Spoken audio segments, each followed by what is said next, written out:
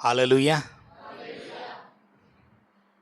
ನಾನು ನಿಜವಾಗಿ ಭಾಳ ಸಂತೋಷವುಳ್ಳವನಾಗಿದ್ದೇನೆ ನಿಮ್ಮ ಮಧ್ಯದಲ್ಲಿ ನಿಂತುಕೊಂಡು ಕರ್ತನ ಸಭೆಯಲ್ಲಿ ವಾಕ್ಯವನ್ನು ಹಂಚಿಕೊಳ್ಳುವುದಕ್ಕಾಗಿ. ನನ್ನನ್ನು ಸ್ವಾಗತ ಮಾಡಿರುವಂಥ ಪಾಸ್ಟರ್ ರಾಜು ಅವರಿಗಾಗಿ ಮತ್ತು ಅವರ ಕುಟುಂಬಕ್ಕಾಗಿ ನಾನು ಧನ್ಯವಾದ ಸಲ್ಲಿಸ್ತೇನೆ. ಹಾಲೆಲೂಯ. ಯಾಕಂದರೆ ದೇವರು ಒಳ್ಳೆಯವನಾಗಿದ್ದಾನೆ ರೀ. ಮ್ಯಾನ್, ನಾನು ಪಾಸ್ಟರ್ ರಾಜು ಅವರು ಹೇಳಿದಾಗಿನಿಂದ ಪ್ರಾರ್ಥನೆ ಮಾಡ್ತಾನೇ ಇದ್ದೇನೆ. ಸ್ವಾಮಿ, ಯಾವ ವಾಕ್ಯವನ್ನು ನಾನು ಹೇಳಬೇಕು, ಏನು ಮಾಡಬೇಕು ಎಂಬುದಾಗಿ ಪ್ರಾರ್ಥನೆ ಮಾಡ್ತಲೇ ಇದ್ದೇನೆ. ಪ್ರಾರ್ಥನೆ ಮಾಡುವಾಗ ಕೆಲವೊಂದು ಸಾರಿ ಏನಾಗ್ತೈತೆ ಅಂದರೆ ನನಗೆ ನೆನಪಾಯಿತು, ಇಸ್ರಾಯೇಲರು ಐಗುಪ್ತ ದೇಶದಿಂದ ಬಿಡುಗಡೆ ಆಗಿ ಹೋಗಿ ದೇವರಿಗೆ ಆರಾಧನೆ ಮಾಡಬೇಕೆಂಬುದಾಗಿ ಕೇಳುವಾಗ ಫರೋಹನು ಹೇಳಿದನು, ಅನೇಕ ಸಾರಿ ನಾವು ಎಲ್ಲರೂ ಹೋಗಿ ಆರಾಧನೆ ಮಾಡಬೇಕು ಎಂಬುದಾಗಿ ಕೇಳುವಾಗ ಅಲ್ಲಿ ನಾವು ನೋಡ್ತಾ ಇದ್ದೇವೆ, ಫರೋಹನು ಕಠಿಣವಾದ ಮನಸ್ಸುಳ್ಳವನಾಗಿ ಅವ್ರನ್ನ ಆರಾಧನೆ ಮಾಡೋದಕ್ಕಾಗಿ ಬಿಡದೆ ತಡೆದಿದ್ದನು ಎಂಬುದಾಗಿ ನೋಡ್ತೇವೆ. ತಡೆದಾಗ ಒಂದು ಸಾರಿ ಅವ್ರು ಹೇಳ್ತಾರೆ, ಫರೋಹನು ಹೇಳ್ತಾನೆ, ನಿಮಗೆ ಆರಾಧನೆ ಮಾಡೋದಕ್ಕಾಗಿ ಹೋಗ್ತಾರಲ್ಲ ಹೋಗ್ರಿ, ಆದರೆ ನಾವು ಎಲ್ಲರೂ ಹೋಗಬೇಕು, ನಮ್ಮಲ್ಲಿರುವಂಥ ಎಲ್ಲ ಪಶುಗಳು ಹೋಗಬೇಕು, ಕರುಗಳು ಹೋಗಬೇಕು, ಎಲ್ಲ ಹೋಗಬೇಕು ಅಂತ ಹೇಳ್ತಾನೆ. ಹಂಗಂದ್ರೆ ನೀವು ಇಲ್ಲಿಂದ ಆ ಕರುವನ್ನು ತೆಗೆದುಕೊಂಡ ಒಂದು ಯಾವುದೈತೆ ನೋಡ ಅದನ್ನು ತೆಗೆದುಕೊಂಡು ಹೋಗ್ರಿ ಎಂಬುದಾಗಿ ಹೇಳ್ತಾನೆ. ಆವಾಗ ಅವ್ರು ಹೇಳ್ತಾರೆ, ಯಾಜಕರು, ಮೋಶೆ ಹೇಳ್ತಾನೆ, ಆರೋನ್ ಹೇಳ್ತಾನೆ, ನಮಗೆ ಇಲ್ಲೇನು ಗೊತ್ತಾಗೋದಿಲ್ಲ, ಅದು ಯಾವುದನ್ನು ತೊಗೊಂಡು ಹೋಗ್ಬೇಕಂತ ಗೊತ್ತಾಗೋದಿಲ್ಲ ನಮಗೆ. ಅಲ್ಲಿ ಹೋದಾಗನ ಅಲ್ಲಿ ದೇವರು ತಿಳಿಸ್ತಾನೆ, ಅವಾಗ ನಾವು ಯಜ್ಞವಾಗಿ ಅರ್ಪಿಸ್ತೇವೆ ಎಂಬುದಾಗಿ. ಆಮೇನ್, ಹಾಲೆಲೂಯ. ಅದಕ್ಕಾಗಿ ನಾನು ದೇವರಿಗೆ ಪ್ರಾರ್ಥನೆ ಮಾಡ್ತೇನೆ, ದೇವರಿಗೆ ಸ್ತೋತ್ರ ಮಾಡ್ತೇನೆ. ಯಾಕಂತಂದರೆ ಈಗಾಗಲೇ ನಾವು ಕೇಳಿದ್ದೇವೆ, ಪಾಸ್ಟರ್ ಅವರು ಹೇಳಿದ್ದಾರೆ, ಅನೇಕರಿಗೆ ಅನೇಕ ರೀತಿಯಲ್ಲಿ ದೇವರು ವಿಧ ವಿಧವಾಗಿ ಕೃಪಾವರಗಳನ್ನು ಕೊಟ್ಟು ತನ್ನ ರಾಜ್ಯದಲ್ಲಿ ಉಪಯೋಗ ಮಾಡಿಕೊಳ್ಳುವನಾಗಿದ್ದಾನೆ. ಆಮೇನ್, ಹಾಲೆಲೂಯ. ನಾವು ಎಲ್ಲರನ್ನು ಒಂದೇ ರೀತಿಯಲ್ಲಿ ನೋಡೋದಕ್ಕಾಗುವುದಿಲ್ಲ. ನಿಮ್ಮ ಪಾಸ್ಟರಾಗಿ ನನಗೆ ಬೋಧನೆ ಮಾಡೋದಕ್ಕಾಗಿ ಬರುವುದಿಲ್ಲ, ಅವರ ಹಾಗೆ ನಾನು ಆರಾಧನೆ ಮಾಡೋದಕ್ಕಾಗಿ ಬರುವುದಿಲ್ಲ. ಆದರೆ ನಮ್ಮದೊಂದು ರೀತಿಯಲ್ಲಿ, ಅದು ದೇವರು ಕೊಟ್ಟಂಥ ರೀತಿಯಲ್ಲಿ ನಾನು ದೇವರ ವಚನವನ್ನು ನಾನು ಹಂಚಿಕೊಳ್ತೇನೆ. ಹಾಲೆಲೂಯ. ಕರ್ತನಿಗೆ ಮಹಿಮೆ ಉಂಟಾಗಲಿ. ನಿಜವಾಗಿಯೂ ದೇವರು ಒಳ್ಳೆಯವನಾಗಿದ್ದಾನೆ.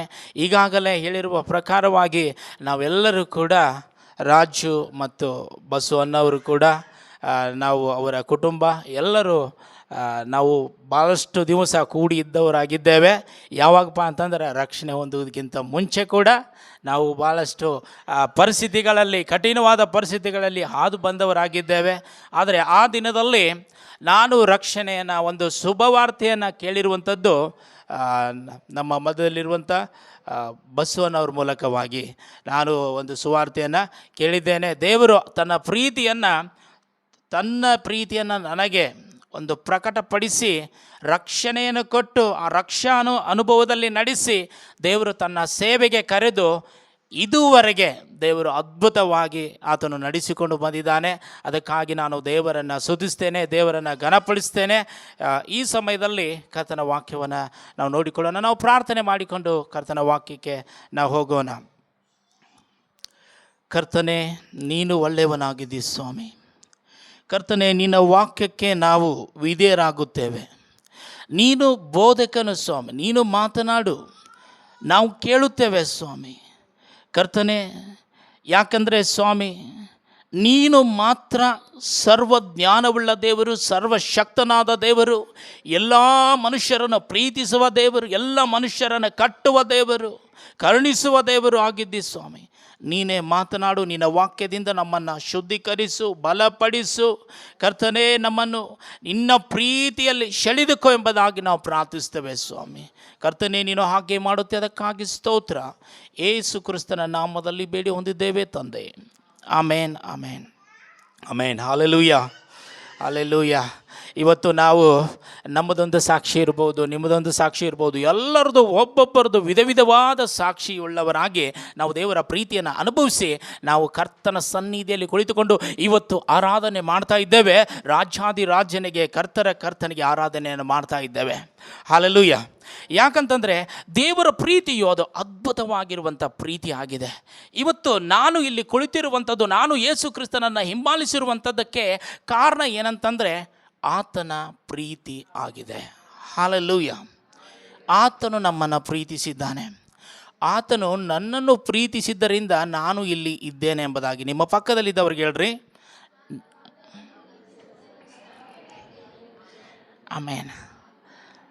ಯಾಕಂದರೆ ಮೊದಲನೇದಾಗಿ ಆತನು ನಮ್ಮನ್ನು ಪ್ರೀತಿ ಮಾಡಿದನು ಎಂಬುದಾಗಿ ದೇವರ ವಾಕ್ಯದಲ್ಲಿ ನಾವು ನೋಡ್ತೇವೆ. ಯೋಹಾನನ ಮೊದಲನೆಯ ಪತ್ರಿಕೆ 4ನೇ ಅಧ್ಯಾಯ 19ನೇ ವಚನ ಈ ರೀತಿಯಲ್ಲಿ ಹೇಳ್ತದೆ. ಯಾರಾದರೂ ಓದ್ರಿ.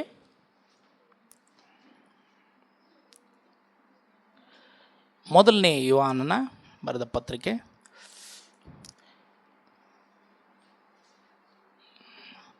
ದೇವರು ಮೊದಲು ನಮ್ಮನ್ನು ಪ್ರೀತಿಸಿದ್ದರಿಂದ ನಾವು ಪ್ರೀತಿಸುತ್ತೇವೆ. ಹಲ್ಲೆಲೂಯಾ. ನೋಡ್ರಿ, ದೇವರು ನಮ್ಮನ್ನು ಪ್ರೀತಿ ಮಾಡಿದ್ದಾನೆ. ಆದದರಿಂದ ಇವತ್ತು ನಾವು ಆತನನ್ನು ಪ್ರೀತಿ ಮಾಡ್ತಾ ಇದ್ದೇವೆ, ಆತನನ್ನು ಹಿಂಬಾಲಿಸ್ತಾ ಇದ್ದೇವೆ, ಆತನನ್ನು ಆರಾಧಿಸ್ತಾ ಇದ್ದೇವೆ, ಆತನಿಗೆ ನಾವು ಅರ್ಪಿಸ್ತಾ ಇದ್ದೇವೆ. ಆತನ ಒಂದೊಂದು ಮಾತಿಗೆ ನಾವು ವಿಧೇಯರಾಗಿ ನಡ್ಕೊಳ್ತಾ ಇದ್ದೇವೆ. ಹಲ್ಲೆಲೂಯಾ. ಬೇರೆ ಯಾವುದೇ ಕಾರ್ಯಗಳಿಂದಲ್ಲ ರೀ, ದೇವರು ನಮ್ಮನ್ನು ಮೊದಲು ಪ್ರೀತಿ ಮಾಡಿದನು. ತಾಯಿ ಗರ್ಭದಲ್ಲಿ ಇರುವುದಕ್ಕಿಂತ ಮುಂಚೆ ನನ್ನನ್ನು ತಿಳಿದುಕೊಂಡಿದ್ದಾನೆ. ನಮ್ಮನ್ನು ಪ್ರತಿಯೊಬ್ಬೊಬ್ಬರನ್ನ ದೇವರು ತಿಳಿದುಕೊಂಡಿದ್ದಾನೆ, ನಮ್ಮನ್ನು ಆರಿಸಿಕೊಂಡಿದ್ದಾನೆ. ಇದು ದೇವರ ಪ್ರೀತಿಯೇ ಆಗಿದೆ. ದೇವರು ನಮ್ಮನ್ನು ಮೊದಲು ಪ್ರೀತಿ ಮಾಡಿದ್ದಾನೆ. ಹಲ್ಲೆಲೂಯಾ. ನಾನಾಗೇ ಪ್ರೀತಿ ಮಾಡ್ತಾ ಇಲ್ಲರಿ, ದೇವರು ನಮ್ಮನ್ನು ಮೊದಲು ಪ್ರೀತಿ ಮಾಡಿದ್ದಾನೆ. ಆ ಪ್ರೀತಿಯ ಒಂದು ತ್ಯಾಗಕ್ಕಾಗಿ ಇವತ್ತು ನಾವೆಲ್ಲರೂ ಇಲ್ಲಿ ಕೂಡಿ ಬಂದಿದ್ದೇವೆ.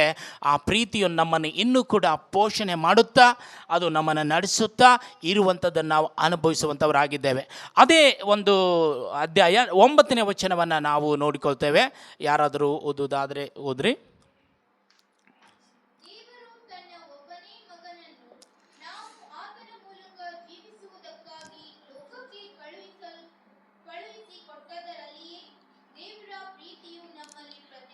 ಆಮೇನ್, ಆಮೇನ್, ಹಲ್ಲೆಲೂಯಾ. ದೇವರು ನಮ್ಮನ್ನು ಪ್ರೀತಿ ಮಾಡಿದ್ರಿ, ಪ್ರೀತಿ ಮಾಡಿ ನಮ್ಮನ್ನು ಹಾಗೆ ಬಿಡಲಿಲ್ಲ. ದೇವರ ವಾಕ್ಯದಲ್ಲಿ ನೋಡ್ತೇವೆ, ದೇವರು ತನ್ನ ಒಬ್ಬನೇ ಮಗನನ್ನು ನಾವು ಆತನ ಮೂಲಕ ಜೀವಿಸುವುದಕ್ಕಾಗಿ ಲೋಕಕ್ಕೆ ಕಳಿಸಿಕೊಟ್ಟದರಲ್ಲಿಯೇ ದೇವರ ಪ್ರೀತಿಯು ನಮ್ಮಲ್ಲಿ ಪ್ರತ್ಯಕ್ಷವಾಗಿದೆ. ಹಲ್ಲೆಲೂಯಾ. ಇವತ್ತು ದೇವರು ತನ್ನ ಒಬ್ಬನೇ ಮಗನನ್ನು ಕೊಟ್ಟು ಆತನ ಮೂಲಕವಾಗಿ ನಾವು ಜೀವಿಸಬೇಕು ಎಂಬುದಾಗಿ ಆತನು ಕೊಟ್ಟದರಲ್ಲಿಯೇ ತನ್ನ ಪ್ರೀತಿ ಇವತ್ತು ನಮ್ಮಲ್ಲಿ ಪ್ರತ್ಯಕ್ಷವಾಗಿದೆ. ಹಲ್ಲೆಲೂಯಾ. ಯಾಕಪ್ಪ ಅಂತಂದ್ರೆ ನಮ್ಮಲ್ಲಿ ದೇವರ ಪ್ರೀತಿಯು ಪ್ರತ್ಯಕ್ಷ ಸುಮ್ಮನೆ ಆಗಲಿಲ್ಲ. ಆತನು ತನ್ನ ಪ್ರಾಣವನ್ನು ಕೊಡುವುದರ ಮೂಲಕವಾಗಿ ತನ್ನ ಪ್ರೀತಿಯನ್ನು ಪ್ರಕಟ ಮಾಡಿದ್ದಾನೆ. ಹಲ್ಲೆಲೂಯಾ. ಯಾಕಂತಂದರೆ ದೇವರ ಪ್ರೀತಿಯನ್ನು ನಾವು ಒಂದು ವರ್ಣಿಸುವುದಾದರೆ, ಅದನ್ನು ನೆನಪು ಮಾಡಿಕೊಳ್ಳುವುದಾದರೆ ಬಹಳಷ್ಟು ಆ ಸಂತೋಷವನ್ನು ನಾವು ಅನುಭವಿಸುವಂಥವರಾಗಿದ್ದೇವೆ. ನೀವೆಲ್ಲರೂ ಒಂದಲ್ಲ ಒಂದು ದಿನ ಆ ಪ್ರೀತಿಯನ್ನು ಅನುಭವಿಸಿ ಬಿಡುಗಡೆಯನ್ನು ಹೊಂದಿಕೊಂಡು ಸವಿದು ಇಲ್ಲಿ ನೀವು ಕುಳಿತಿದ್ದೀರಿ ಎಂಬುದಾಗಿ ನಾನು ನಂಬುತ್ತೇನೆ. ಅದೇ ಪ್ರೀತಿಯಿಂದಲೂ ಕೂಡ ನಾನು ಕೂಡ ರಕ್ಷಣೆಯನ್ನು ಹೊಂದಿದ್ದೇನೆ. ಹಲ್ಲೆಲೂಯಾ. ಎಷ್ಟು ಜನರು ನಂಬ್ತೀರಿ? ಆ ಪ್ರೀತಿಯು ನಾವೆಲ್ಲರೂ ಅನುಭವ ಮಾಡಿದ್ದೇವೆ. ಆ ಪ್ರೀತಿ ಅದನ್ನು ಬಿಟ್ಟು ಬೇರೆ ಏನಿಲ್ಲ ರೀ. ಆ ಪ್ರೀತಿಯನ್ನು ಬಿಟ್ಟು ಬೇರೆ ಯಾವುದೇ ಕಾರಣದಿಂದ ನಾವು ಇಲ್ಲಿ ಬಂದು ಕುಳಿತುಕೊಂಡಿಲ್ಲ. ಆತನು ಪ್ರೀತಿಸಿ ತನ್ನನ್ನು ಅರ್ಪಿಸಿದ್ದರಿಂದಲೇ ತನ್ನ ಮಗನ ಮೂಲಕವಾಗಿ ನಾವು ಇವತ್ತು ಜೀವಿಸಬೇಕು. ಈ ಲೋಕದಲ್ಲಿದ್ದರೂ ಕೂಡ ನಾವು ಯೇಸು ಕ್ರಿಸ್ತನ ಮೂಲಕವಾಗಿ ಜೀವಿಸಬೇಕು ಎಂಬುದಾಗಿ ಆತನು ಕಳಿಸಿಕೊಟ್ಟಿದ್ದಾನೆ. ಆ ಪ್ರೀತಿಯನ್ನು ಪ್ರಸಿದ್ಧಿಗೆ ಪಡಿಸಿದ್ದಾನೆ ಎಂಬುದಾಗಿ ನಾವು ನೋಡ್ತೇವೆ. ಹಲ್ಲೆಲೂಯಾ. ಒಂದು ಪ್ರತ್ಯಕ್ಷವಾಗಿ ನಮಗೋಸ್ಕರವಾಗಿ ತನ್ನ ಪ್ರೀತಿಯನ್ನು ಪಡಿಸಿರುವುದರಿಂದ ನಾವು ಇಲ್ಲಿದ್ದೇವೆ. ಇಲ್ಲಿ ಒಂದು ವಾಕ್ಯದಲ್ಲಿ ನಾವು ನೋಡ್ತೇವೆ. ಯಾಕಂತಂದರೆ ನಾವು ಪ್ರೀತಿಯನ್ನು ಯಾವ ರೀತಿಯಲ್ಲಿ ಅನುಭವಿಸ್ತೇವೆ? ನಾವು ಪ್ರೀತಿಯನ್ನು ಯಾವ ರೀತಿಯಲ್ಲಿ ಅನುಭವಿಸ್ತೇವೆ ರೀ? ಕ್ರಿಯೆ ಮೂಲಕವಾಗಿ ನಾವು ಅನುಭವಿಸ್ತೇವೆ. ಆಗ ನಾವು ನೋಡ್ತೇವೆ, ನಾವು ನಂಬದೇ ಇರುವಾಗಲೂ ದೇವರು ನಮ್ಮನ್ನು ಪ್ರೀತಿ ಮಾಡಿದ್ದಾನೆ. ನಾವು ನಂಬದೇ ಇರುವಾಗಲೂ ನಮ್ಮನ್ನು ದೇವರು ಪ್ರೀತಿ ಮಾಡಿದ್ದಾನೆ. ನಾನು ವಿರೋಧ ಮಾಡುವಾಗಲೂ ಕೂಡ ದೇವರು ನನ್ನನ್ನು ಪ್ರೀತಿ ಮಾಡಿದ್ದಾನೆ.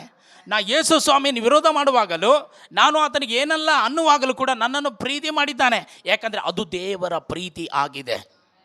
ಅದು ಬೇರೆ ಏನಲ್ಲ, ಅದು ದೇವರ ಪ್ರೀತಿ ಆಗಿದೆ. ಆದ್ದರಿಂದ ದೇವರು ಯಾವ ರೀತಿಯಲ್ಲಿ ಪ್ರೀತಿ ಮಾಡಿದನೆಂಬುದಾಗಿ ನಾವು ನೋಡುವಾಗ ಲೂಕನ ಬರೆದ ಸುವಾರ್ತೆ 5ನೇ ಅಧ್ಯಾಯ 4:9 ಇಲ್ಲಿ ನಮಗೆ ಪ್ರಕಟಿಸಲ್ಪಟ್ಟಿದೆ. ಲೂಕ 5:4-9 ದೇವರು ಪ್ರೀತಿ ಮಾಡಿರುವಂಥದ್ದನ್ನು ಇಲ್ಲಿ ನಾವು ನೋಡ್ತೇವೆ. ನಾವೆಲ್ಲರೂ ಅನುಭವಿಸಿದ್ದೇವೆ, ಆದರೂ ಕೂಡ ಇಲ್ಲಿ ವಾಕ್ಯದಲ್ಲಿ ನಾವು ನೋಡ್ತೇವೆ ಯಾವ ರೀತಿಯಲ್ಲಿ ಪ್ರೀತಿ ಮಾಡಿದನು.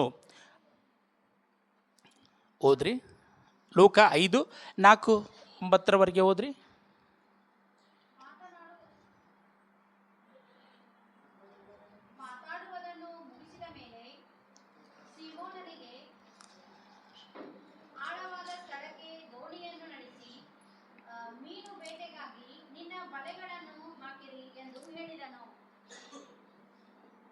ಓದ್ರಿ.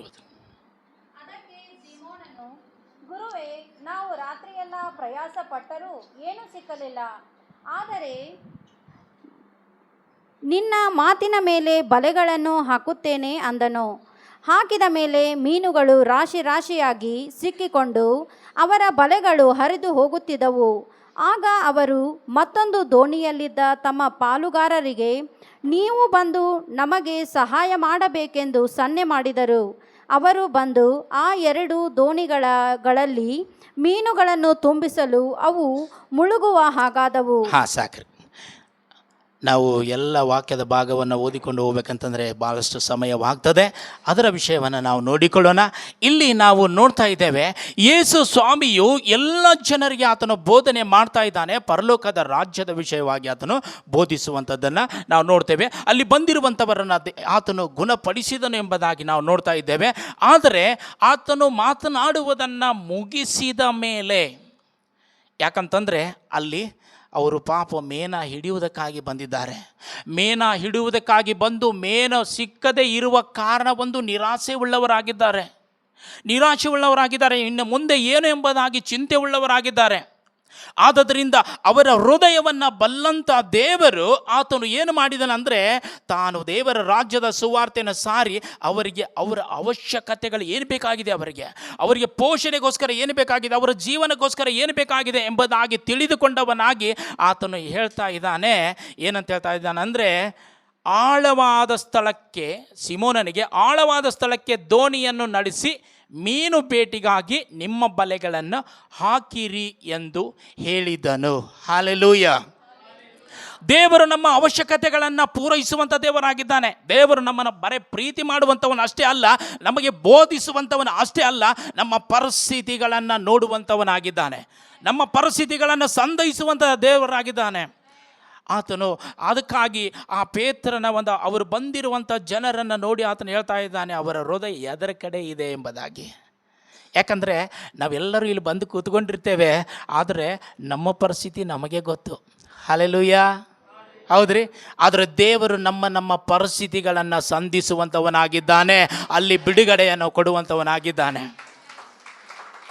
ಆದರೆ ಎಲ್ಲವನ್ನ ಪೇತ್ರನ ಕೇಳ್ತಾ ಇದ್ದಾನೆ. ಯೇಸು ಸ್ವಾಮಿ ಮಾತುಗಳು ಹೌದು, ಒಳ್ಳೆಯವುಗಳಾಗಿವೆ. ಆತನು ಅದ್ಭುತ ಮಾಡುವಂಥ ದೇವರಾಗಿದ್ದಾನೆ. ಎಲ್ಲವನ್ನು ಸಮಾಧಾನದಿಂದ ಕೇಳ್ತಾ ಇದ್ದಾನೆ. ಆದರೆ ನನ್ನ ಪರಿಸ್ಥಿತಿ ಏನೆಂಬುದಾಗಿ ಆತನು ಒಳಗಡೆ ಆಲೋಚನೆ ಮಾಡಿಕೊಳ್ತಾ ಇದ್ದಾನೆ. ಹಲ್ಲೆಲೂಯ. ಚಿಂತೆ ಉಳ್ಳವನಾಗಿ, ಮುಖಪಾಡಿದವನಾಗಿ ಆಲೋಚನೆ ಮಾಡ್ತಾ ಇದ್ದಾನೆ, ಇನ್ನು ಮುಂದೆ ಹೇಗೆ ಎಂಬುದಾಗಿ. ಯಾಕಂತಂದರೆ ರಾತ್ರಿ ಎಲ್ಲ ಪ್ರಯಾಸಪಟ್ಟರೂ ಒಂದು ಮೀನು ಕೂಡ ಸಿಕ್ಕಲಿಲ್ಲ. ಅವರು ಮೀನು ಹಿಡಿಯುವಂಥವರೇ, ಆದರೂ ಕೂಡ ರಾತ್ರಿಯೆಲ್ಲ ಪ್ರಯಾಸಪಟ್ಟರು ಒಂದು ಮೀನು ಸಿಕ್ಕಲಿಲ್ಲ. ಯೇಸು ಸ್ವಾಮಿ ಅವನ ಸರಿಯಾದ ಒಂದು ಯಾವ ಸ್ಥಿತಿಯಲ್ಲಿ ನಿಂತುಕೊಂಡಿದ್ದಾನೆ, ಯಾವ ಯೋಚನೆಯಲ್ಲಿ ನಿಂತುಕೊಂಡಿದ್ದಾನೆ, ಯಾವ ಕೊರತೆಯಲ್ಲಿದ್ದಾನೆ, ಅದೇ ಒಂದು ಸ್ಥಳದಲ್ಲಿ ಬಂದು ಆತನು ಹೇಳ್ತಾ ಇದ್ದಾನೆ, ಸಿಮೋನೆ, ಆಳವಾದ ಒಂದು ಸ್ಥಳದಲ್ಲಿ ನಿನ್ನ ಒಂದು ಬಲಿಯನ್ನು ಹಾಕಿ ಮೀನು ಬೇಟೆಗಾಗಿ ಬಲಿ ಹಾಕೆಂಬುದಾಗಿ ಹೇಳುವಾಗ ಆತನು ಹೇಳ್ತಾ ಇದ್ದಾನೆ, ಸ್ವಾಮಿ, ರಾತ್ರಿ ಎಲ್ಲ ಪ್ರಯಾಸಪಟ್ಟಿದ್ದೇವೆ, ಒಂದು ಮೀನು ಕೂಡ ಸಿಕ್ಕಲಿಲ್ಲ ಎಂಬುದಾಗಿ ಹೇಳ್ತಾನೆ. ಯಾಕಂದರೆ ಈಗ ಹೇಳುವಂಥವ್ರು ಯಾರು? ಈಗ ಹೇಳುವಂಥವರು ಪ್ರೀತಿ ಮಾಡುವಂಥ ದೇವರು. ಈಗ ಹೇಳುವಂಥವರು ಮೀನುಗಳನ್ನು ಹಿಡಿದು ಕೊಡುವಂಥ ದೇವರು, ಕೊರತೆಗಳನ್ನು ನೀಗಿಸುವಂಥ ದೇವರು ಆಗಿದ್ದಾನೆ. ಆತನು ಹೇಳುವಾಗ ಅಲ್ಲಿ ನಾವು ನೋಡ್ತಾ ಇದ್ದೇವೆ, ಆ ಸಮಯದಲ್ಲಿ ಆಗ, ಆದರೆ ನಿನ್ನ ಮಾತಿನ ಮೇಲೆ ಬಲೆಗಳನ್ನು ಹಾಕುತ್ತೇನೆ ಅಂದನು. ಹಲ್ಲೆಲೂಯ. ನನ್ನ ಪ್ರಯಾಸ ಎಲ್ಲ ಮುಗಿದಿದೆ, ನಾನು ಪ್ರಯಾಸ ಪಟ್ಟಿದ್ದೇನೆ. ಆದರೆ ನಾನು ಮೀನು ಒಂದು ಹಿಡಿಯುವುದಕ್ಕೋಸ್ಕರ ಅವರು ಭಾಳಷ್ಟು ಏನಪ್ಪ ಅಂದ್ರೆ ಮೊದಲಿನಿಂದ ಮೀನು ಹಿಡಿಯುವಂಥವ್ರು ಅವರು. ಹಲ್ಲೆಲೂಯ. ಅವರಿಗೆ ಒಂದು ಏನು ಹೊಸದಾಗಿ ಈಗ ಮೀನು ಹಿಡಿಯುವುದಕ್ಕಾಗಿ ಬಂದವರಲ್ಲ ಅವರು. ಆದರೂ ಮೊದಲಿನಿಂದ ಮೇನು ಹಿಡಿಕೊಂಡು ಬಂದವರು, ಅವರಿಗೆ ಒಂದು ಮೇನು ಸಿಕ್ಕಿಲ್ಲ. ಆದರೆ ಯೇಸು ಸ್ವಾಮಿ ಮಾತಿನ ಮೇಲೆ, ಸ್ವಾಮಿ ನಿನ್ನ ಮಾತಿನ ಮೇಲೆ ನಾನು ಬಲೆಗಳನ್ನ ಹಾಕುತ್ತೇನೆ ಎಂಬುದಾಗಿ ಹೇಳಿದಾಗ ಅಲ್ಲಿ ನಾವು ನೋಡ್ತಾ ಇದ್ದೇವೆ, ಅಲ್ಲಿ ರಾಶಿ ರಾಶಿ ಮೇನುಗಳು ಆ ಬಲೆಯಲ್ಲಿ ಬಿದ್ದವು ಎಂಬುದಾಗಿ ನಾವು ನೋಡ್ತೇವೆ. Hallelujah, hallelujah. ಯಾಕಂತಂದರೆ ಮನುಷ್ಯನ ಸ್ಥಿತಿ ಅದಾಗಿದೆ. ಮನುಷ್ಯನು ಜೀವನದಲ್ಲಿ ಹೋಗ್ತಾ ಇದ್ದಾನೆ, ಏನೋ ಒಂದು ಮಾಡಬೇಕು, ಏನೋ ಒಂದು ಅದ್ಭುತ ಆಗಬೇಕು, ಏನೋ ಒಂದು ಆ ಗುರಿಯನ್ನು ಮುಟ್ಟಬೇಕಂತ ಹೋಗ್ತಾ ಇದ್ದಾನೆ. ಆದರೆ ಆ ಗುರಿಯನ್ನು ಮುಟ್ಟುವುದಕ್ಕೆ ಆಗ್ತಾ ಇಲ್ಲ, ಆ ಸಂತೃಪ್ತಿ ಮನುಷ್ಯನಿಗೆ ಸಿಗ್ತಾ ಇಲ್ಲ. ಆದರೆ ಯಾವಾಗ ಯೇಸು ಸ್ವಾಮಿ ತಿಳಿದುಕೊಂಡು ಅವರಿಗೆ ಬೋಧನೆಯನ್ನು ಮಾಡಿ ಅವರ ಕೊರತೆಗಳನ್ನು ನೀಗಿಸುವುದಕ್ಕಾಗಿ ಆತನು ಬಂದನೋ, ಆವಾಗ ಅವರ ದೋಣಿಗಳು ತುಂಬಿಸಲ್ಪಟ್ಟವು ಎಂಬುದಾಗಿ ನಾವು ನೋಡ್ತೇವೆ. ಆ ಸಮಯದಲ್ಲಿ ಪೇತ್ರನು ಒಂದು ಏನಾಗ್ತಾನಂದರೆ ಭಾಳ ಆಶ್ಚರ್ಯವುಳ್ಳವನಾಗಿ, ಆತನು ವಿಸ್ಮಯ ಹಿಡಿದವನಾಗಿ ಆತನು ಹೇಳ್ತಾ ಇದ್ದಾನೆ, ಎಲ್ಲ ದೋಣಿಗಳು ತುಂಬಿಸಲ್ಪಟ್ಟವು. ಅವರ ಜೊತೆಗಾರನವರು ಕರೆದರು, ಬನ್ರಿ ಹಾಲೆಲೂಯ, ಬನ್ನಿರಿ, ತುಂಬಿಕೊಳ್ಬೇಡ್ರಿ, ಮೇನವನ್ನು ತುಂಬಿಕೊಳ್ಬೇಡ್ರಿ, ಯಾಕಂದರೆ ನಾವು ತುಂಬಿಸಲ್ಪಟ್ಟಿದ್ದೇವೆ. ಅದಕ್ಕಾಗಿ ಆ ಸಮಯದಲ್ಲಿ ಆತನು ಹೇಳ್ತಾ ಇದ್ದಾನೆ, ಸ್ವಾಮಿ, ಆತನು ಮೊಣಕಾಲೂರಿ ಕಂಡು ಯೇಸು ಸ್ವಾಮಿ ಪಾದಗಳಿಗೆ ಮೊಣಕಾಲೂರಿ, ಸ್ವಾಮಿ ನಾನು ಏನಾಗಿದ್ದೇನೆ, ನಾನು ಪಾಪಾತ್ಮನು. ಹಾಲೆಲೂಯ. ಯೇಸು ಸ್ವಾಮಿ ಒಂದೇ ಒಂದು ಮಾತನ್ನು ಮಾತನಾಡುವಾಗ ಮೇನುಗಳು ರಾಶಿ ರಾಶಿಯಾಗಿ ಬಂದವು. ಆತನ ಮಾತಿಗೆ ವಿಧೇಯ ಆಗುವಾಗ ರಾಶಿ ರಾಶಿಯಾಗಿ ಮೇನುಗಳು ಅವು ಸಿಕ್ಕವೆಂಬುದಾಗಿ ನಾವು ನೋಡ್ತೇವೆ. ಆದರೆ ಇವತ್ತು ಆ ಕೊರತೆಗಳನ್ನು ನೀಗಿದಾಗ ನೋಡ್ರಿ, ನಮ್ಮ ಹೃದಯದ ಆಸೆ ಪೂರೈಸಲ್ಪಟ್ಟಾಗ ನಾವು ಮತ್ತೆ ಇನ್ನೇನು ಬೇಕಾಗಿದೆ ನಮಗೆ? ಹಲ್ಲೆಲೂಯಾ. ಏನಾದರೂ ಬೇಕಾಗಿದೆಯಾ? ಇವತ್ತು ನಮ್ಮ ಕೊರತೆಗಳೇ ನೀಗಿಸಿದ ಮೇಲೆ ಇನ್ನೇನು ಬೇಕಾಗಿಲ್ಲ. ಆದರೆ ಆ ಸಮಯದಲ್ಲಿ ಪಶ್ಚಾತ್ತಾಪಪಟ್ಟು, ಸ್ವಾಮಿ ನಾನು ಪಾಪಾತ್ಮನು, ನನ್ನನ್ನು ಬಿಟ್ಟು ಹೋಗು ಎಂಬುದಾಗಿ ಆತನು ಹೇಳ್ತಾ ಇದ್ದಾನೆ. ಹಲ್ಲೆಲೂಯಾ. ಯಾಕಂತಂದರೆ ಇಂಥ ದೇವರನ್ನು ಎಂದೂ ಕಂಡಿರಲಿಲ್ಲ, ಆತನ ಜೀವಮಾನದಲ್ಲೆಲ್ಲ ಎಂದಿಗೂ ಕಂಡಿರಲಿಲ್ಲ. ಆದರೆ ಈ ಸಮಯದಲ್ಲಿ ಬರೀ ಒಂದೇ ಮಾತಿನಲ್ಲಿ ಅಷ್ಟೊಂದು ಮೇನುಗಳು ಸಿಕ್ಕುವಾಗ ಆತನು ಪಶ್ಚಾತ್ತಾಪ ಪಡ್ತಾ ಇದ್ದಾನೆ. ಹಲ್ಲೆಲೂಯಾ. ಯಾಕಂತಂದರೆ ಇವತ್ತು ದೇವರು ಅಂಥ ಪ್ರೀತಿಯಿಂದ ಆತನು ತುಂಬಿಸುವಂಥವನಾಗಿದ್ದಾನೆ. ಯಾರು ಒಂದು ಖಾಲಿ ಹೃದಯವುಳ್ಳವರಾಗಿದ್ದಾರೋ, ಕೊರತೆಯುಳ್ಳವರಾಗಿದ್ದಾರೋ, ಇಕ್ಕಟ್ಟಿನಲ್ಲಿ ಸಿಕ್ಕಾಕಿಕೊಂಡಿದ್ದಾರೋ ಅವರನ್ನು ದೇವರು ದೃಷ್ಟಿಸುವಂಥ ದೇವರಾಗಿದ್ದಾನೆ. ಅವರು ಇರುವಂತಲ್ಲಿಯೇ ಬಂದು ಆತನು ಅದ್ಭುತಗಳನ್ನು ಮಾಡುವಂಥ ದೇವರಾಗಿದ್ದಾನೆ. ಇವತ್ತು ನಮ್ಮ ದೇವರು ಆತನೇ ಯೇಸು ಕ್ರಿಸ್ತನಾಗಿದ್ದಾನೆ. ಹಲ್ಲೆಲೂಯಾ.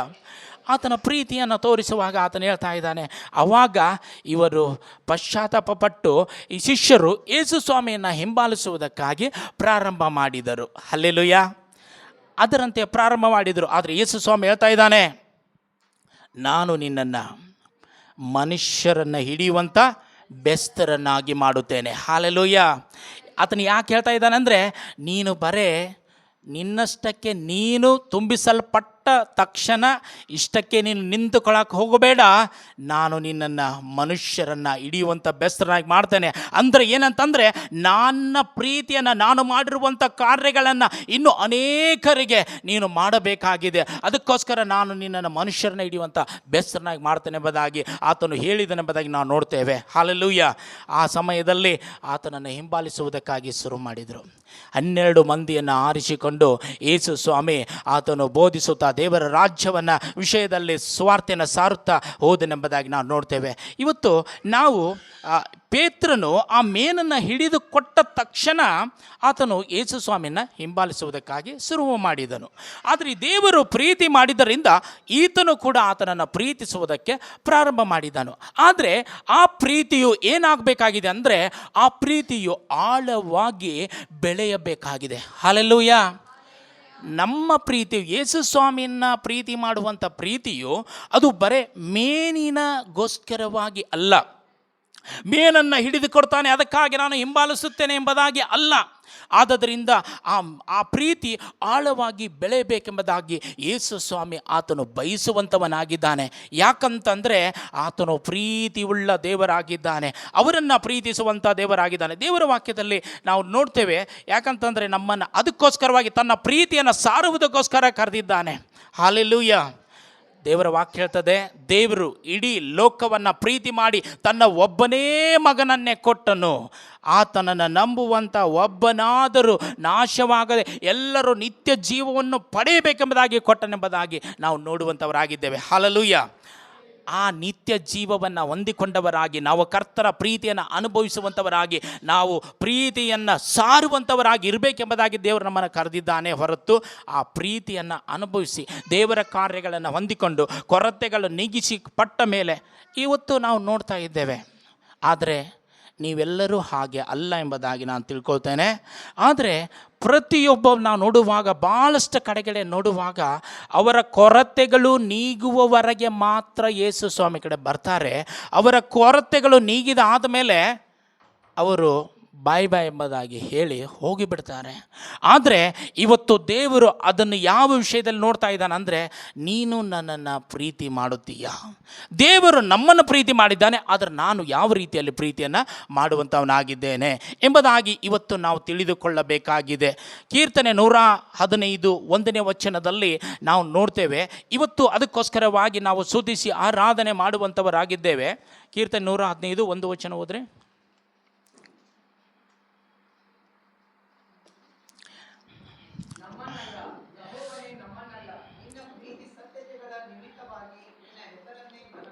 ಆಮೇನ್, ಹಲ್ಲೆಲೂಯಾ.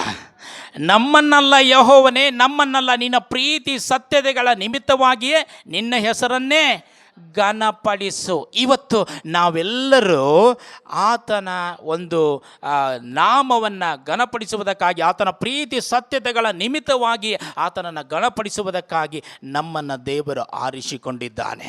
ಹಲ್ಲೆಲೂಯಾ. ಈ ಒಂದು ಪ್ರೀತಿಯನ್ನು ಸಾರುವುದಕ್ಕಾಗಿ ನಮ್ಮನ್ನು ಕರೆದಿದ್ದಾನೆ.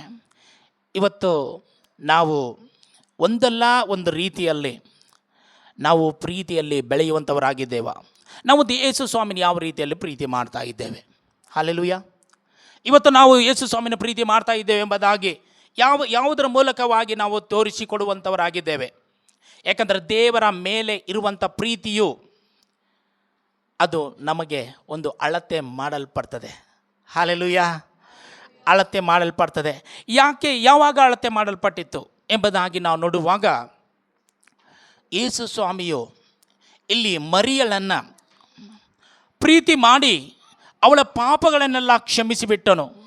ಯಾಕಂದರೆ ಅವಳನ್ನು ಇಡೀ ಲೋಕವೇ ಏನು ಮಾಡ್ತಿತ್ತಂದರೆ ಅವಳನ್ನು ಒಂದು ಕೆಟ್ಟದಾಗಿ ನೋಡುತ್ತಿತ್ತು. ಇವಳು ದುರಾಚಾರಿಯಾದ ಹೆಂಗಸೆಂಬುದಾಗಿ ನೋಡುತ್ತಿತ್ತು. ಅವಳನ್ನು ಯಾರೂ ಸ್ವೀಕಾರ ಮಾಡಿಕೊಳ್ಳುತ್ತಿರಲಿಲ್ಲ. ಅವಳ ಗತಿ ಇನ್ನೇನು, ಅವಳ ಭವಿಷ್ಯತ್ತು ಇನ್ನೇನು, ಅವಳು ಮುಂದೆ ಏನು ಮಾಡಬೇಕೆಂಬುದಾಗಿ ಅವಳಿಗೆ ತಿಳಿದಿರಲಿಲ್ಲ. ಆದರೆ ಯೇಸು ಸ್ವಾಮಿಯ ಪ್ರೀತಿಯು ಅವಳ ಮೇಲೆ ಬರುವಾಗ ಅವಳಿಗಿರುವಂಥ ಪಾಪದ ವೇದನೆಗಳಿಂದ, ಯಾತನೆಯಿಂದ ಬಿಡುಗಡೆ ಮಾಡಿ ಒಂದು ಒಳ್ಳೆ ಮನಸ್ಸಾಕ್ಷಿಯನ್ನು ಕೊಟ್ಟು ಯೇಸು ಸ್ವಾಮಿಯನ್ನು ಪ್ರೀತಿ ಮಾಡುವಂತೆ ಮಾಡಿತೆಂಬುದಾಗಿ ನಾವು ನೋಡ್ತೇವೆ. ಹಲ್ಲೆಲೂಯಾ. ಅವಳು ತೆರೆದ ಹೃದಯವುಳ್ಳವಳಾಗಿ ಅವಳು ಯೇಸು ಸ್ವಾಮಿಯನ್ನು ಪ್ರೀತಿ ಮಾಡುವುದಕ್ಕಾಗಿ ಪ್ರಾರಂಭಿಸಿದಳು ಎಂಬುದಾಗಿ ನಾವು ನೋಡ್ತೇವೆ. ಒಂದು ದಿನ ಒಬ್ಬ ಮನೆಯಲ್ಲಿ ಕುಳಿತುಕೊಂಡು ಅವರು ಔತಣ ಮಾಡುವಾಗ ಆ ಪ್ರೀತಿಯನ್ನು ಹೊಂದಿಕೊಂಡಿದ್ಲಲ್ಲ ಮರಿಯಳು, ಅವಳು ಬಂದು ಏನು ಮಾಡ್ತಾ ಇದ್ದಾಳೆ ಅಂದರೆ, ಅವಳು ಬಿಡುಗಡೆ ಹೃದಯವುಳ್ಳವಳಾಗಿ ಯಾವುದೇ ಮನಸ್ಸಿನ ಆಲೋಚನೆಯಿಂದ ಕಟ್ಟಲ್ಪಡದೆ ದೇವರನ್ನು ಹೃದಯದಿಂದ ಪ್ರೀತಿ ಮಾಡುವುದಕ್ಕಾಗಿ ಹೋಗ್ತಾ ಇದ್ದಾಳೆ.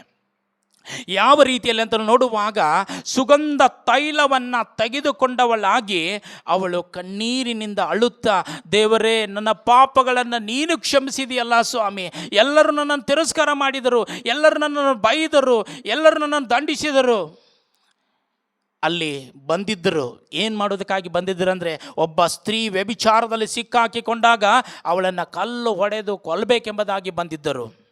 ಯಾಕಂದರೆ ಅದು ಧರ್ಮಶಾಸ್ತ್ರದಲ್ಲಿ ಬರೆಯಲ್ಪಟ್ಟಿದೆ. ಆ ಧರ್ಮಶಾಸ್ತ್ರದ ಬರೆಯಲ್ಪಟ್ಟ ಪ್ರಕಾರ ನಾವು ಕಲ್ಲು ಹೊಡೆದು ಕೊಲ್ಲಬೇಕೆಂಬುದಾಗಿ ಬಂದಿದ್ದಾರೆ. ಅದೇ ಒಂದು ಶಿಕ್ಷೆಯು ಇವಳಿಗೂ ಕೂಡ ಆಗಬೇಕಾಗಿತ್ತು. ಆದರೆ ಯೇಸು ಸ್ವಾಮಿಯ ಪ್ರೀತಿಯು ಅಲ್ಲಿ ಬಂದಿದ್ದರಿಂದ, ಇಡೀ ಅವರ ಕುಟುಂಬವನ್ನೇ ಪ್ರೀತಿ ಮಾಡಿರುವುದರಿಂದ ಆ ಪ್ರೀತಿಯಿಂದ ಅವಳು ಬಿಡುಗಡೆಯನ್ನು ಹೊಂದಿಕೊಂಡವಳಾಗಿ, ನಾನು ಇನ್ನು ಯೇಸು ಸ್ವಾಮಿಗೋಸ್ಕರ ಜೀವಿಸ್ತೇನೆ, ಯೇಸು ಸ್ವಾಮಿಯನ್ನು ನಾನು ಯಥಾರ್ಥವಾಗಿ ನಾನು ಪ್ರೀತಿಸ್ತೇನೆ ಎಂಬುದಾಗಿ ಅವಳು ಸಂಪೂರ್ಣವಾಗಿ ತಮ್ಮ ಜೀವಿತವನ್ನೇ ಅವಳು ಯೇಸು ಸ್ವಾಮಿಗೆ ಒಪ್ಪಿಸಿಕೊಟ್ಟಳೆಂಬುದಾಗಿ ನಾವು ನೋಡ್ತೇವೆ. ಅವಳು ಒಪ್ಪಿಸಿಕೊಟ್ಟವಳಾಗಿ ಕಣ್ಣೀರು ಸರಿಸುತ್ತಾ ಪಶ್ಚಾತ್ತಾಪ ಪಟ್ಟವಳಾಗಿ ಯೇಸು ಸ್ವಾಮಿಯ ಪಾದಗಳಿಗೆ ಅವಳು ತೊಳೆದು ಕೂದಲಿನಿಂದ ಒರೆಸಿ ಸುಗಂಧ ತೈಲವನ್ನು ಹಚ್ತಾ ಇದ್ದಾಳೆ. ಹಲ್ಲೆಲೂಯಾ. ಅಂದರೆ ಯೇಸು ಸ್ವಾಮಿ ಪ್ರೀತಿ ಮಾಡಿದನು, ಅದರ ಪ್ರತಿಯಾಗಿ ಇವಳು ಪ್ರೀತಿ ಮಾಡ್ತಾ ಇದ್ದಾಳೆ. ಹಲ್ಲೆಲೂಯಾ. ಇವತ್ತು ನಾವು ಮಾಡುವಂಥ ಆರಾಧನೆಯಲ್ಲಿ ಪ್ರೀತಿ ಇಲ್ಲದೆ ನಾವು ಹಾಡನ್ನು ಹಾಡುವುದಾದರೆ ಆ ಆರಾಧನೆ ಅಲ್ಲ. ಒಂದು ಸಮರ್ಪಣೆ ಇಲ್ಲದೆ ನಾವು ಹಾಡನ್ನು ಹಾಡುವುದಾದರೆ ಅದು ಪ್ರೀತಿ ಇಲ್ಲದೆ ಇರುವಂಥ ಆರಾಧನೆ ಅಲ್ಲ. ಆದ್ದರಿಂದ ಯಾವ ರೀತಿಯಲ್ಲಿ ಇವಳು ಪ್ರೀತಿ ಮಾಡ್ತಾ ಇದ್ದಾಳೆ, ಆರಾಧನೆ ಮಾಡ್ತಾ ಇದ್ದಾಳೆ. ಹಲ್ಲೆಲೂಯಾ. ಪ್ರೀತಿ ಮಾಡ್ತಾ ಇದ್ದಾಳೆ. ಆ ಪ್ರೀತಿಯ ನಿಮಿತ್ತವಾಗಿ ಅಲ್ಲಿ ಇದ್ದಾರೆ, ದೇವರ ಪ್ರೀತಿಯನ್ನು ಅನುಭವಿಸುವುದರು ಕೂಡ ಇದ್ದಾರೆ, ಶಿಷ್ಯರು ಇದ್ದಾರೆ. ಆ ಸಮಯದಲ್ಲಿ ಅವರಿಗೆ ಅದು ಅರ್ಥ ಆಗ್ತಾ ಇಲ್ಲ, ಆ ಜನರಿಗೆ ಅರ್ಥ ಆಗ್ತಾ ಇಲ್ಲ, ಶಿಷ್ಯರಿಗೆ ಅರ್ಥ ಆಗ್ತಾ ಇಲ್ಲ ಅವಳು ಮಾಡುವಂಥ ಕಾರ್ಯಗಳು. ಅವಳು ಯೇಸು ಸ್ವಾಮಿ ಗೊತ್ತಿದೆ, ಯೇಸು ಸ್ವಾಮಿ ಪ್ರತಿಯೊಬ್ಬೊಬ್ಬರ ಹೃದಯವನ್ನು ಆತನು ತಿಳಿದವನಾಗಿದ್ದಾನೆ, ಆತನು ತಿಳಿದುಕೊಂಡವನಾಗಿದ್ದಾನೆ. ಅವಳು ಏನು ಮಾಡ್ತಾ ಇದ್ದಾಳೆ, ಪಶ್ಚಾತ್ತಾಪ ಪಡ್ತಾ ಇದ್ದಾಳೆ, ಕಣ್ಣೀರಿನಿಂದ ತೊಳಿತಾ ಇದ್ದಾಳೆ, ಕೂದಲಿನಿಂದ ಒರೆಸ್ತಾ ಇದ್ದಾಳೆ, ಸುಗಂಧ ತೈಲವನ್ನು ಹಚ್ಚಿ ಅವಳು ಆರಾಧನೆಯನ್ನು ಮಾಡ್ತಾ ಇದ್ದಾಳೆ ಯೇಸು ಸ್ವಾಮಿ ಪಾದಗಳಿಗೆ.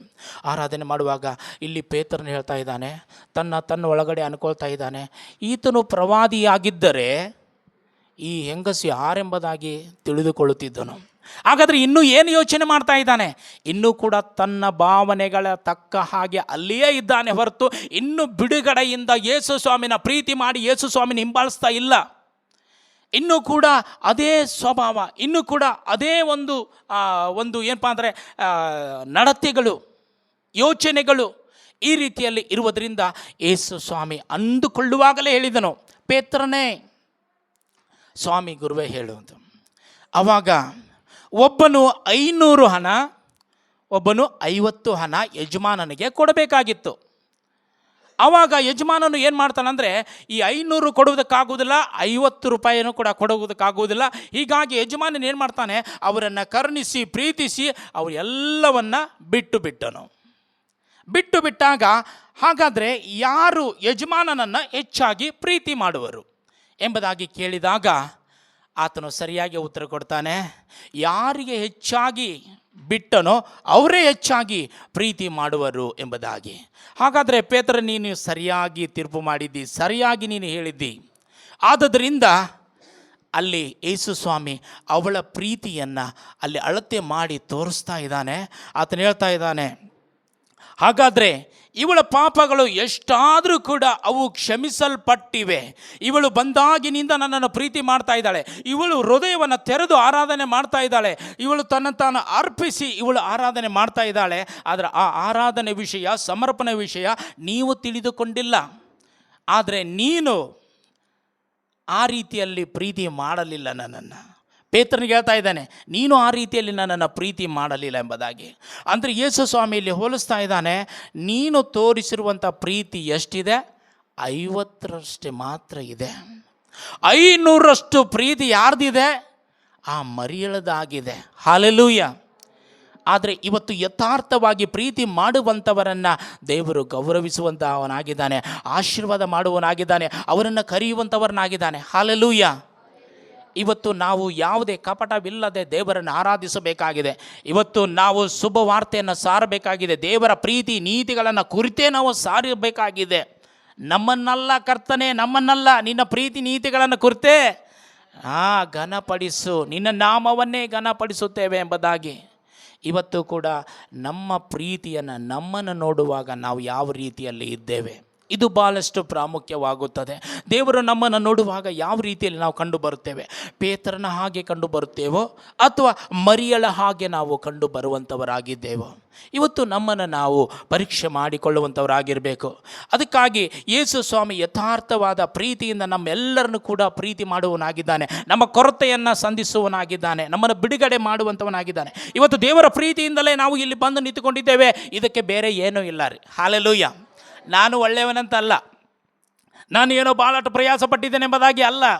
ದೇವರು ನನ್ನನ್ನು ಪ್ರೀತಿ ಮಾಡಿದ್ದಾನೆ, ದೇವರು ನನ್ನನ್ನು ಪ್ರೀತಿ ಮಾಡಿ ಬಿಡುಗಡೆ ಮಾಡಿದನು, ದೇವರು ನನ್ನನ್ನು ಪ್ರೀತಿ ಮಾಡಿ ಒದಗಿಸಿಕೊಟ್ಟನು, ದೇವರು ನನ್ನನ್ನು ಪ್ರೀತಿ ಮಾಡಿ ಅನಾರೋಗ್ಯದಲ್ಲಿರುವಾಗ ತನ್ನ ಹಸ್ತವನ್ನು ಚಾಚಿದನು, ಆತನು ಗುಣಪಡಿಸಿದನು. ಇವತ್ತು ದೇವರ ಪ್ರೀತಿಯಿಂದ ಇವತ್ತು ನಾವಿಲ್ಲಿ ನಿಂತುಕೊಂಡಿದ್ದೇವೆ ಅಷ್ಟೇ. ಇದಕ್ಕೆ ಬೇರೆ ಏನನ್ನು ಕೂಡಿಸುವುದಕ್ಕೆ ಆಗುವುದಿಲ್ಲ. ಅದಕ್ಕಾಗಿ ದೇವರ ವಾಕ್ಯ ಹೇಳ್ತದೆ, ಕೀರ್ತನೆ 42:8ನೇ ವಚನದಲ್ಲಿ ನಾವು ವಾಕ್ಯವನ್ನು ಓದಿಕೊಳ್ಳುತ್ತೇವೆ. ಕೀರ್ತನೆ 42:8 ಓದಿಕೊಳ್ಳೋಣ. ಯೆಹೋವನು ಹಗಲಿನಲ್ಲಿ ತನ್ನ ಪ್ರೀತಿಯನ್ನು ನನಗೆ ಅನುಗ್ರಹಿಸುವನು, ರಾತ್ರಿ ವೇಳೆಯಲ್ಲಿಯೂ ಆತನ ಕೀರ್ತನೆ ನನ್ನಲ್ಲಿರುವುದು. Amen, hallelujah.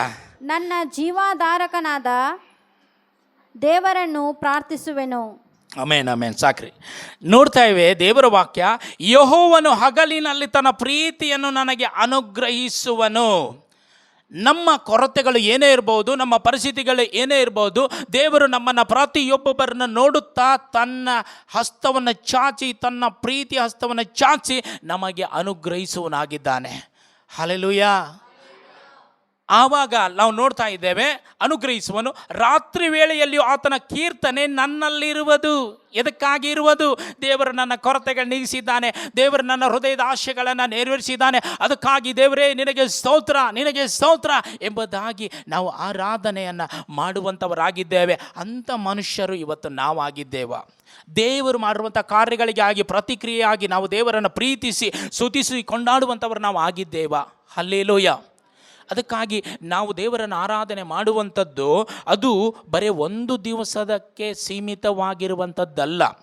ಇವತ್ತು ನಾವು ದೇವರನ್ನು ಪ್ರೀತಿಯಿಂದ ನಾವು ಹಿಂಬಾಲಿಸಬೇಕಾಗಿದೆ. ಇವತ್ತು ನಾವು ನೋಡ್ತೇವೆ, ಯಾಕಂದರೆ ಯಾವುದೇ ಒಂದು ಅವಶ್ಯಕತೆಗಳನ್ನು ಪೂರೈಸಿದ್ದಾನೆ, ಅದಕ್ಕಾಗಿ ನಾನು ಯೇಸು ಸ್ವಾಮಿನ ಹಿಂಬಾಲಿಸುವಂಥವನಾಗಿರಬಾರದು.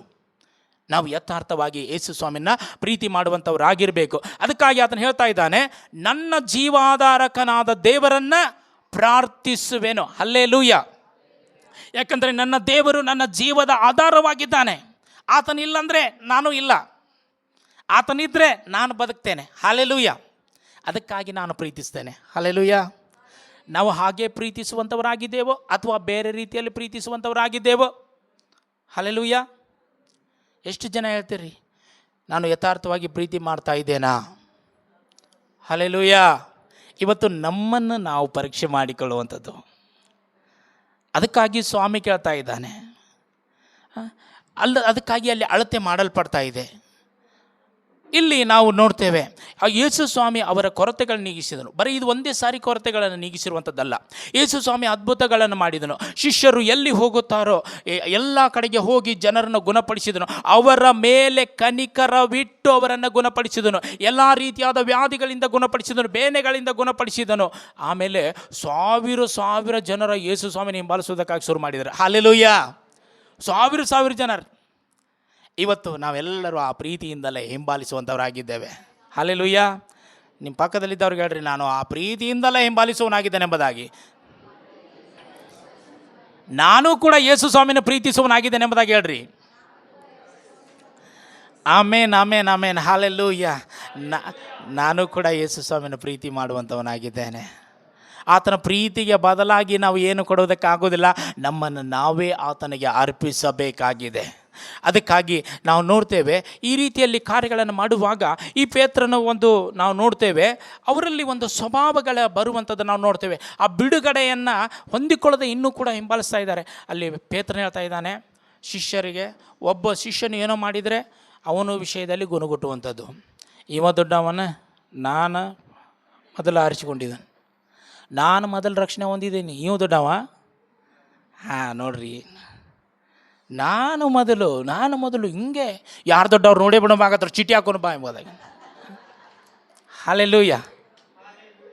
ಆದರೆ ಯೇಸು ಸ್ವಾಮಿ ಅನೇಕ ಸಾರಿ ಅವರಿಗೆ ಕಲಿಸುತ್ತಾ ಬಂದನು, ನಿಮ್ಮಲ್ಲಿ ಯಾರು ಚಿಕ್ಕವರಾಗ್ತಾರಲ್ಲ, ಈ ಚಿಕ್ಕ ಮಗುವನ್ನು ಒಂದು ತಂದು ತೋರಿಸಿ, ಈ ಮಗುವಿನಂತೆ ಯಾರಾಗ್ತಾರಲ್ಲ ಅವರೇ ದೊಡ್ಡವರಾಗುವರು, ಅವರೇ ನನ್ನನ್ನು ಪ್ರೀತಿ ಮಾಡುವಂಥವರು ಎಂಬುದಾಗಿ. ಇವತ್ತು ಅಂಥ ಸ್ವಭಾವವು ಬರಬೇಕೆಂಬುದಾಗಿ ಕರ್ತನು ಬಯಸುವಂಥವನಾಗಿದ್ದಾನೆ. ಹಲ್ಲೆಲೂಯಾ. ಈ ರೀತಿಯಲ್ಲಿ ಅನೇಕ ಸಾರಿ ಗೊಂದಲಗಳು, ಗಲಿಬಿಲಿಗಳು. ಯಾಕಂದರೆ ಯೇಸು ಸ್ವಾಮಿನ ಪ್ರೀತಿ ಮಾಡ್ತಾ ಇದ್ದಾನೆ, ಓಕೆ, ಯೇಸು ಸ್ವಾಮಿನ ಹಿಂಬಾಲಿಸ್ತಾ ಇದ್ದಾನೆ, ಓಕೆ. ಕೆಲವೊಂದು ಸಾರಿ ದುಡುಕ್ತಾ ಇದ್ದಾನೆ, ಸ್ವಾಮಿ ನಾನು ಬಂದುಬಿಡ್ತೇನೆ ಎಲ್ಲರ ಮೇಲೆ, ಸಮುದ್ರದ ಮೇಲೆ ನೀನು ನಡೀತಾ ಇಲ್ಲ, ನಾನು ಬರ್ಬೋದಾ?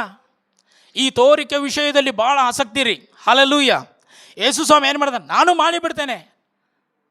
ಸ್ವಲ್ಪ ಪ್ರೀತಿ ಇದೆ ರೀ, ಅದಕ್ಕೆ ಭಾಳಷ್ಟು ಹೊರಗಡೆ ಇರುವಂಥ ಕಾರ್ಯಗಳನ್ನು ಮಾಡುವಂಥದ್ದು. ಆದರೆ ಯೇಸು ಸ್ವಾಮಿ ಭಾಳ ಪ್ರೀತಿ ಉಳ್ಳ ದೇವರಲ್ರಿ, ಕನಿಕರ ಉಳ್ಳ ದೇವರಲ್ರಿ. ಆತನು ಆಯ್ತಪ್ಪ ಬಂದು ಬಿಡು ಅಂತ ಹೇಳ್ತಾನೆ. ಹಲ್ಲೆಲೂಯಾ. ಬಂದು ಬಿಡು ಅಂತ ಹೇಳುವಾಗ ನಡೀತಾನೆ, ಭಾಳ ಸಂತೋಷ ಆಗ್ತದೆ. ಆದರೆ ಆ ಪ್ರೀತಿಯು ಏನಾಗಿದೆ, ಯೇಸು ಸ್ವಾಮಿ ಮೇಲೆ ಇರುವಂಥ ಪ್ರೀತಿಯು ಸ್ವಲ್ಪ ಆಗಿರುವುದರಿಂದ ಅಷ್ಟೇ ನಡೆದನು. ಆ ಪ್ರೀತಿ ಸ್ವಲ್ಪ ಕಡಿಮೆ ಆದಮೇಲೆ ಏನಾಯ್ತು ಅಂದರೆ ಹಗುರ್ಕ ಮುನುಗಾಕ ಶುರು ಮಾಡಿದನು. ಆವಾಗ ಗುರುವೇ ನಾನು ಮುನುಗ್ತಾ ಇದ್ದೇನೆ ಎಂಬುದಾಗಿ ಆತನು ಕೂಗುವಾಗ ಸ್ವಾಮಿ ಮತ್ತೆ ಮಗನೇ ಅಂತ ಕ್ಯಾರ ಅವನ ಕೈ ಎತ್ತಿ ಆತನು ದೋಣಿಯಲ್ಲಿ ತೆಗೆದುಕೊಂಡನೆಂಬುದಾಗಿ ನೋಡ್ತೇವೆ. ಹಲ್ಲೆಲೂಯಾ. ದೇವರು ಭಾಳ ಪ್ರೀತಿ ಉಳ್ಳವನ್ರಿ. ನಾವು ಅನೇಕ ಸಾರಿ ತಪ್ಪು ಮಾಡ್ತೇವೆ, ಅನೇಕ ಸಾರಿ ಏನೋ ಮಾತಾಡ್ತೇವೆ, ಅನೇಕ ಸಾರಿ ನಮ್ಮ ಸ್ವಭಾವವನ್ನು ತೋರಿಸ್ಕೊಂಡು ಬಿಡ್ತೇವೆ. ನಾವು ಮನುಷ್ಯರಲ್ಲ. ಹಲ್ಲೆಲೂಯಾ. ಆದರೆ ದೇವರು ನಮ್ಮನ್ನು ಕರಿತಾ ಇದ್ದಾನೆ. ಯಥಾರ್ಥವಾಗಿ ಪ್ರೀತಿ ಮಾಡುವುದಕ್ಕೋಸ್ಕರ ದೇವರು ನಮ್ಮನ್ನು ಕರಿತಾ ಇದ್ದಾನೆ, ಹಿಂಬಾಲಿಸುವುದಕ್ಕೋಸ್ಕರ ಕರಿತಾ ಇದ್ದಾನೆ. ಅವಳು ಆ ಮರಿಯಳು ಮಾಡಿರುವುದಾಗ ನೋಡುವಾಗ ಇದು ತಿರುಗಿ ನನ್ನ ಎದಕ್ಕೋಸ್ಕರವಾಗಿ ಇವಳು ಆರಾಧನೆ ಮಾಡ್ತಾ ಇದ್ದಾಳೆ, ಇದು ಸರ್ವ ಲೋಕದಲ್ಲೆಲ್ಲ ಸಾರಲ್ಪಡುತ್ತದೆ ಎಂಬುದಾಗಿ ಹೇಳಿದನು. ಹಲ್ಲೆಲೂಯಾ. ಸರ್ವಲೋಕದಲ್ಲಿ ಹೇಗೆ ಸಾರಲ್ಪಡ್ತಾ ಇದೆ, ಯಾಕೆ ಸಾರಲ್ಪಡ್ತಾ ಇದೆ ಅಂದರೆ ಅವಳ ಹಾಗೆ ಪ್ರೀತಿ ಮಾಡಬೇಕು. ಪ್ರೀತಿ ಮಾಡಿದರೆ ಯಾರ ಹಾಗೆ ಪ್ರೀತಿ ಮಾಡಬೇಕು? ಮರಿಯಳ ಹಾಗೆ ಪ್ರೀತಿ ಮಾಡಬೇಕೆಂಬುದಾಗಿ ಸರ್ವಲೋಕದಲ್ಲೆಲ್ಲ ಸಾರಲ್ಪಡ್ತದೆ ಎಂಬುದಾಗಿ ಹೇಳ್ತಾ ಇದ್ದಾನೆ. ಆದರೆ ಅಲ್ಲಿ ಅನೇಕರು ಏನು ಮಾಡಿದರು, ಅಷ್ಟು ಹಣ ಖರ್ಚು ಮಾಡಿ ನೀ ಏನು ಮಾಡತ್ತಿದ್ದಿ ಯೇಸು ಸ್ವಾಮಿ ಪಾದಗಳಿಗೆ ಎಂಬುದಾಗಿ ಹೇಳಿದರು. ಅದಕ್ಕಾಗಿ ಇವಳನ್ನ ಬಿಡ್ರಿ, ಇವಳು ಯಥಾರ್ಥವಾಗಿ ಪ್ರೀತಿ ಮಾಡ್ತಾ ಇದ್ದಾಳೆ. ಆದರೆ ಇವಳು ಮಾಡುವಂಥ ಪ್ರೀತಿ ಅದು ದೊಡ್ಡದಾಗಿದೆ, ಆರಾಧನೆ ಮಾಡ್ತಾ ಇದ್ದಾಳೆ. ಇವಳು ಮಾಡುವಂಥದ್ದನ್ನೆಲ್ಲ ಸರ್ವ ಲೋಕದಲ್ಲೆಲ್ಲ ಸಾರಲ್ಪಡ್ತದೆ ಎಂಬುದಾಗಿ ಅವರು ಯೇಸು ಸ್ವಾಮಿ ಹೇಳಿರುವಂಥದ್ದನ್ನು ನಾವು ನೋಡ್ತೇವೆ. ಇವತ್ತು ನಮ್ಮ ಪ್ರೀತಿ ಯಥಾರ್ಥವಾದ ಪ್ರೀತಿಯಿಂದ ನಾವು ಯೇಸು ಸ್ವಾಮಿನ ಪ್ರೀತಿ ಮಾಡಬೇಕಾಗಿದೆ ಎಂಬುದಾಗಿ ನಾವು ನೋಡ್ತೇವೆ. ಅದನ್ನು ಅನೇಕ ಸಾರಿ 3 ದಿವಸ ಈ ರೀತಿಯಾದ ಒಂದು ಕೂಟವನ್ನು ಮಾಡುತ್ತಾ ಪ್ರಸಂಗದ ಒಂದು ಪರ್ವತ ಪ್ರಸಂಗವನ್ನು ಆತನು ಮಾಡುವಾಗ 3 ದಿವಸದಿಂದ ಉಪವಾಸ ಇರ್ತಾರೆ ರೀ. ಹಲ್ಲೆಲೂಯಾ. 3 ದಿವಸದಿಂದ ಉಪವಾಸ ಇದ್ದು ಅಲ್ಲಿ 1000 ಜನ ಬಂದಿರ್ತಾರೆ. 1000 ಜನ ಬಂದು ಯೇಸು ಸ್ವಾಮಿಯನ್ನು ಕೇಳುವುದಕ್ಕಾಗಿ, ಆತನಿಂದ ಬಾಯಿಂದ ಬೋಧನೆಯನ್ನು ಹೊಂದಿಕೊಳ್ಳುವುದಕ್ಕಾಗಿ, ಗುಣಪಡಿಸುವಿಕೆಯನ್ನು ಹೊಂದಿಕೊಳ್ಳುವುದಕ್ಕಾಗಿ, ಬಿಡುಗಡೆಯನ್ನು ಹೊಂದಿಕೊಳ್ಳುವುದಕ್ಕಾಗಿ ಬಂದಿರ್ತಾರೆ.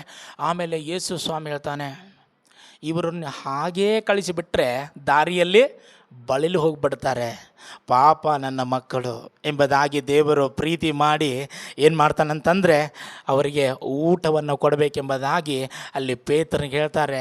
ಪೇತ್ರನು ಆತನು ಏನು ಮಾಡ್ತಾನೆ, ಊಟವನ್ನು ಇವರಿಗೆಲ್ಲ ಊಟ ಬೇಕಾದರೂ 700 ರೂಪಾಯಿ ಊಟನೂ ಸಾಕಾಗುವುದಿಲ್ಲ ಎಂಬುದಾಗಿ ಹೇಳುವಾಗ ದೇವರು ಯೇಸು ಸ್ವಾಮಿ, ಯಾಕಂದರೆ ನಾನು ಆ ಸಬ್ಜೆಕ್ಟ್ ಬಿಟ್ಟು ಹೋಗುವುದಿಲ್ಲ, ಯಾಕಂತಂದರೆ ಭಾಳಷ್ಟು ಸಮಯ ಆಗ್ತದೆ.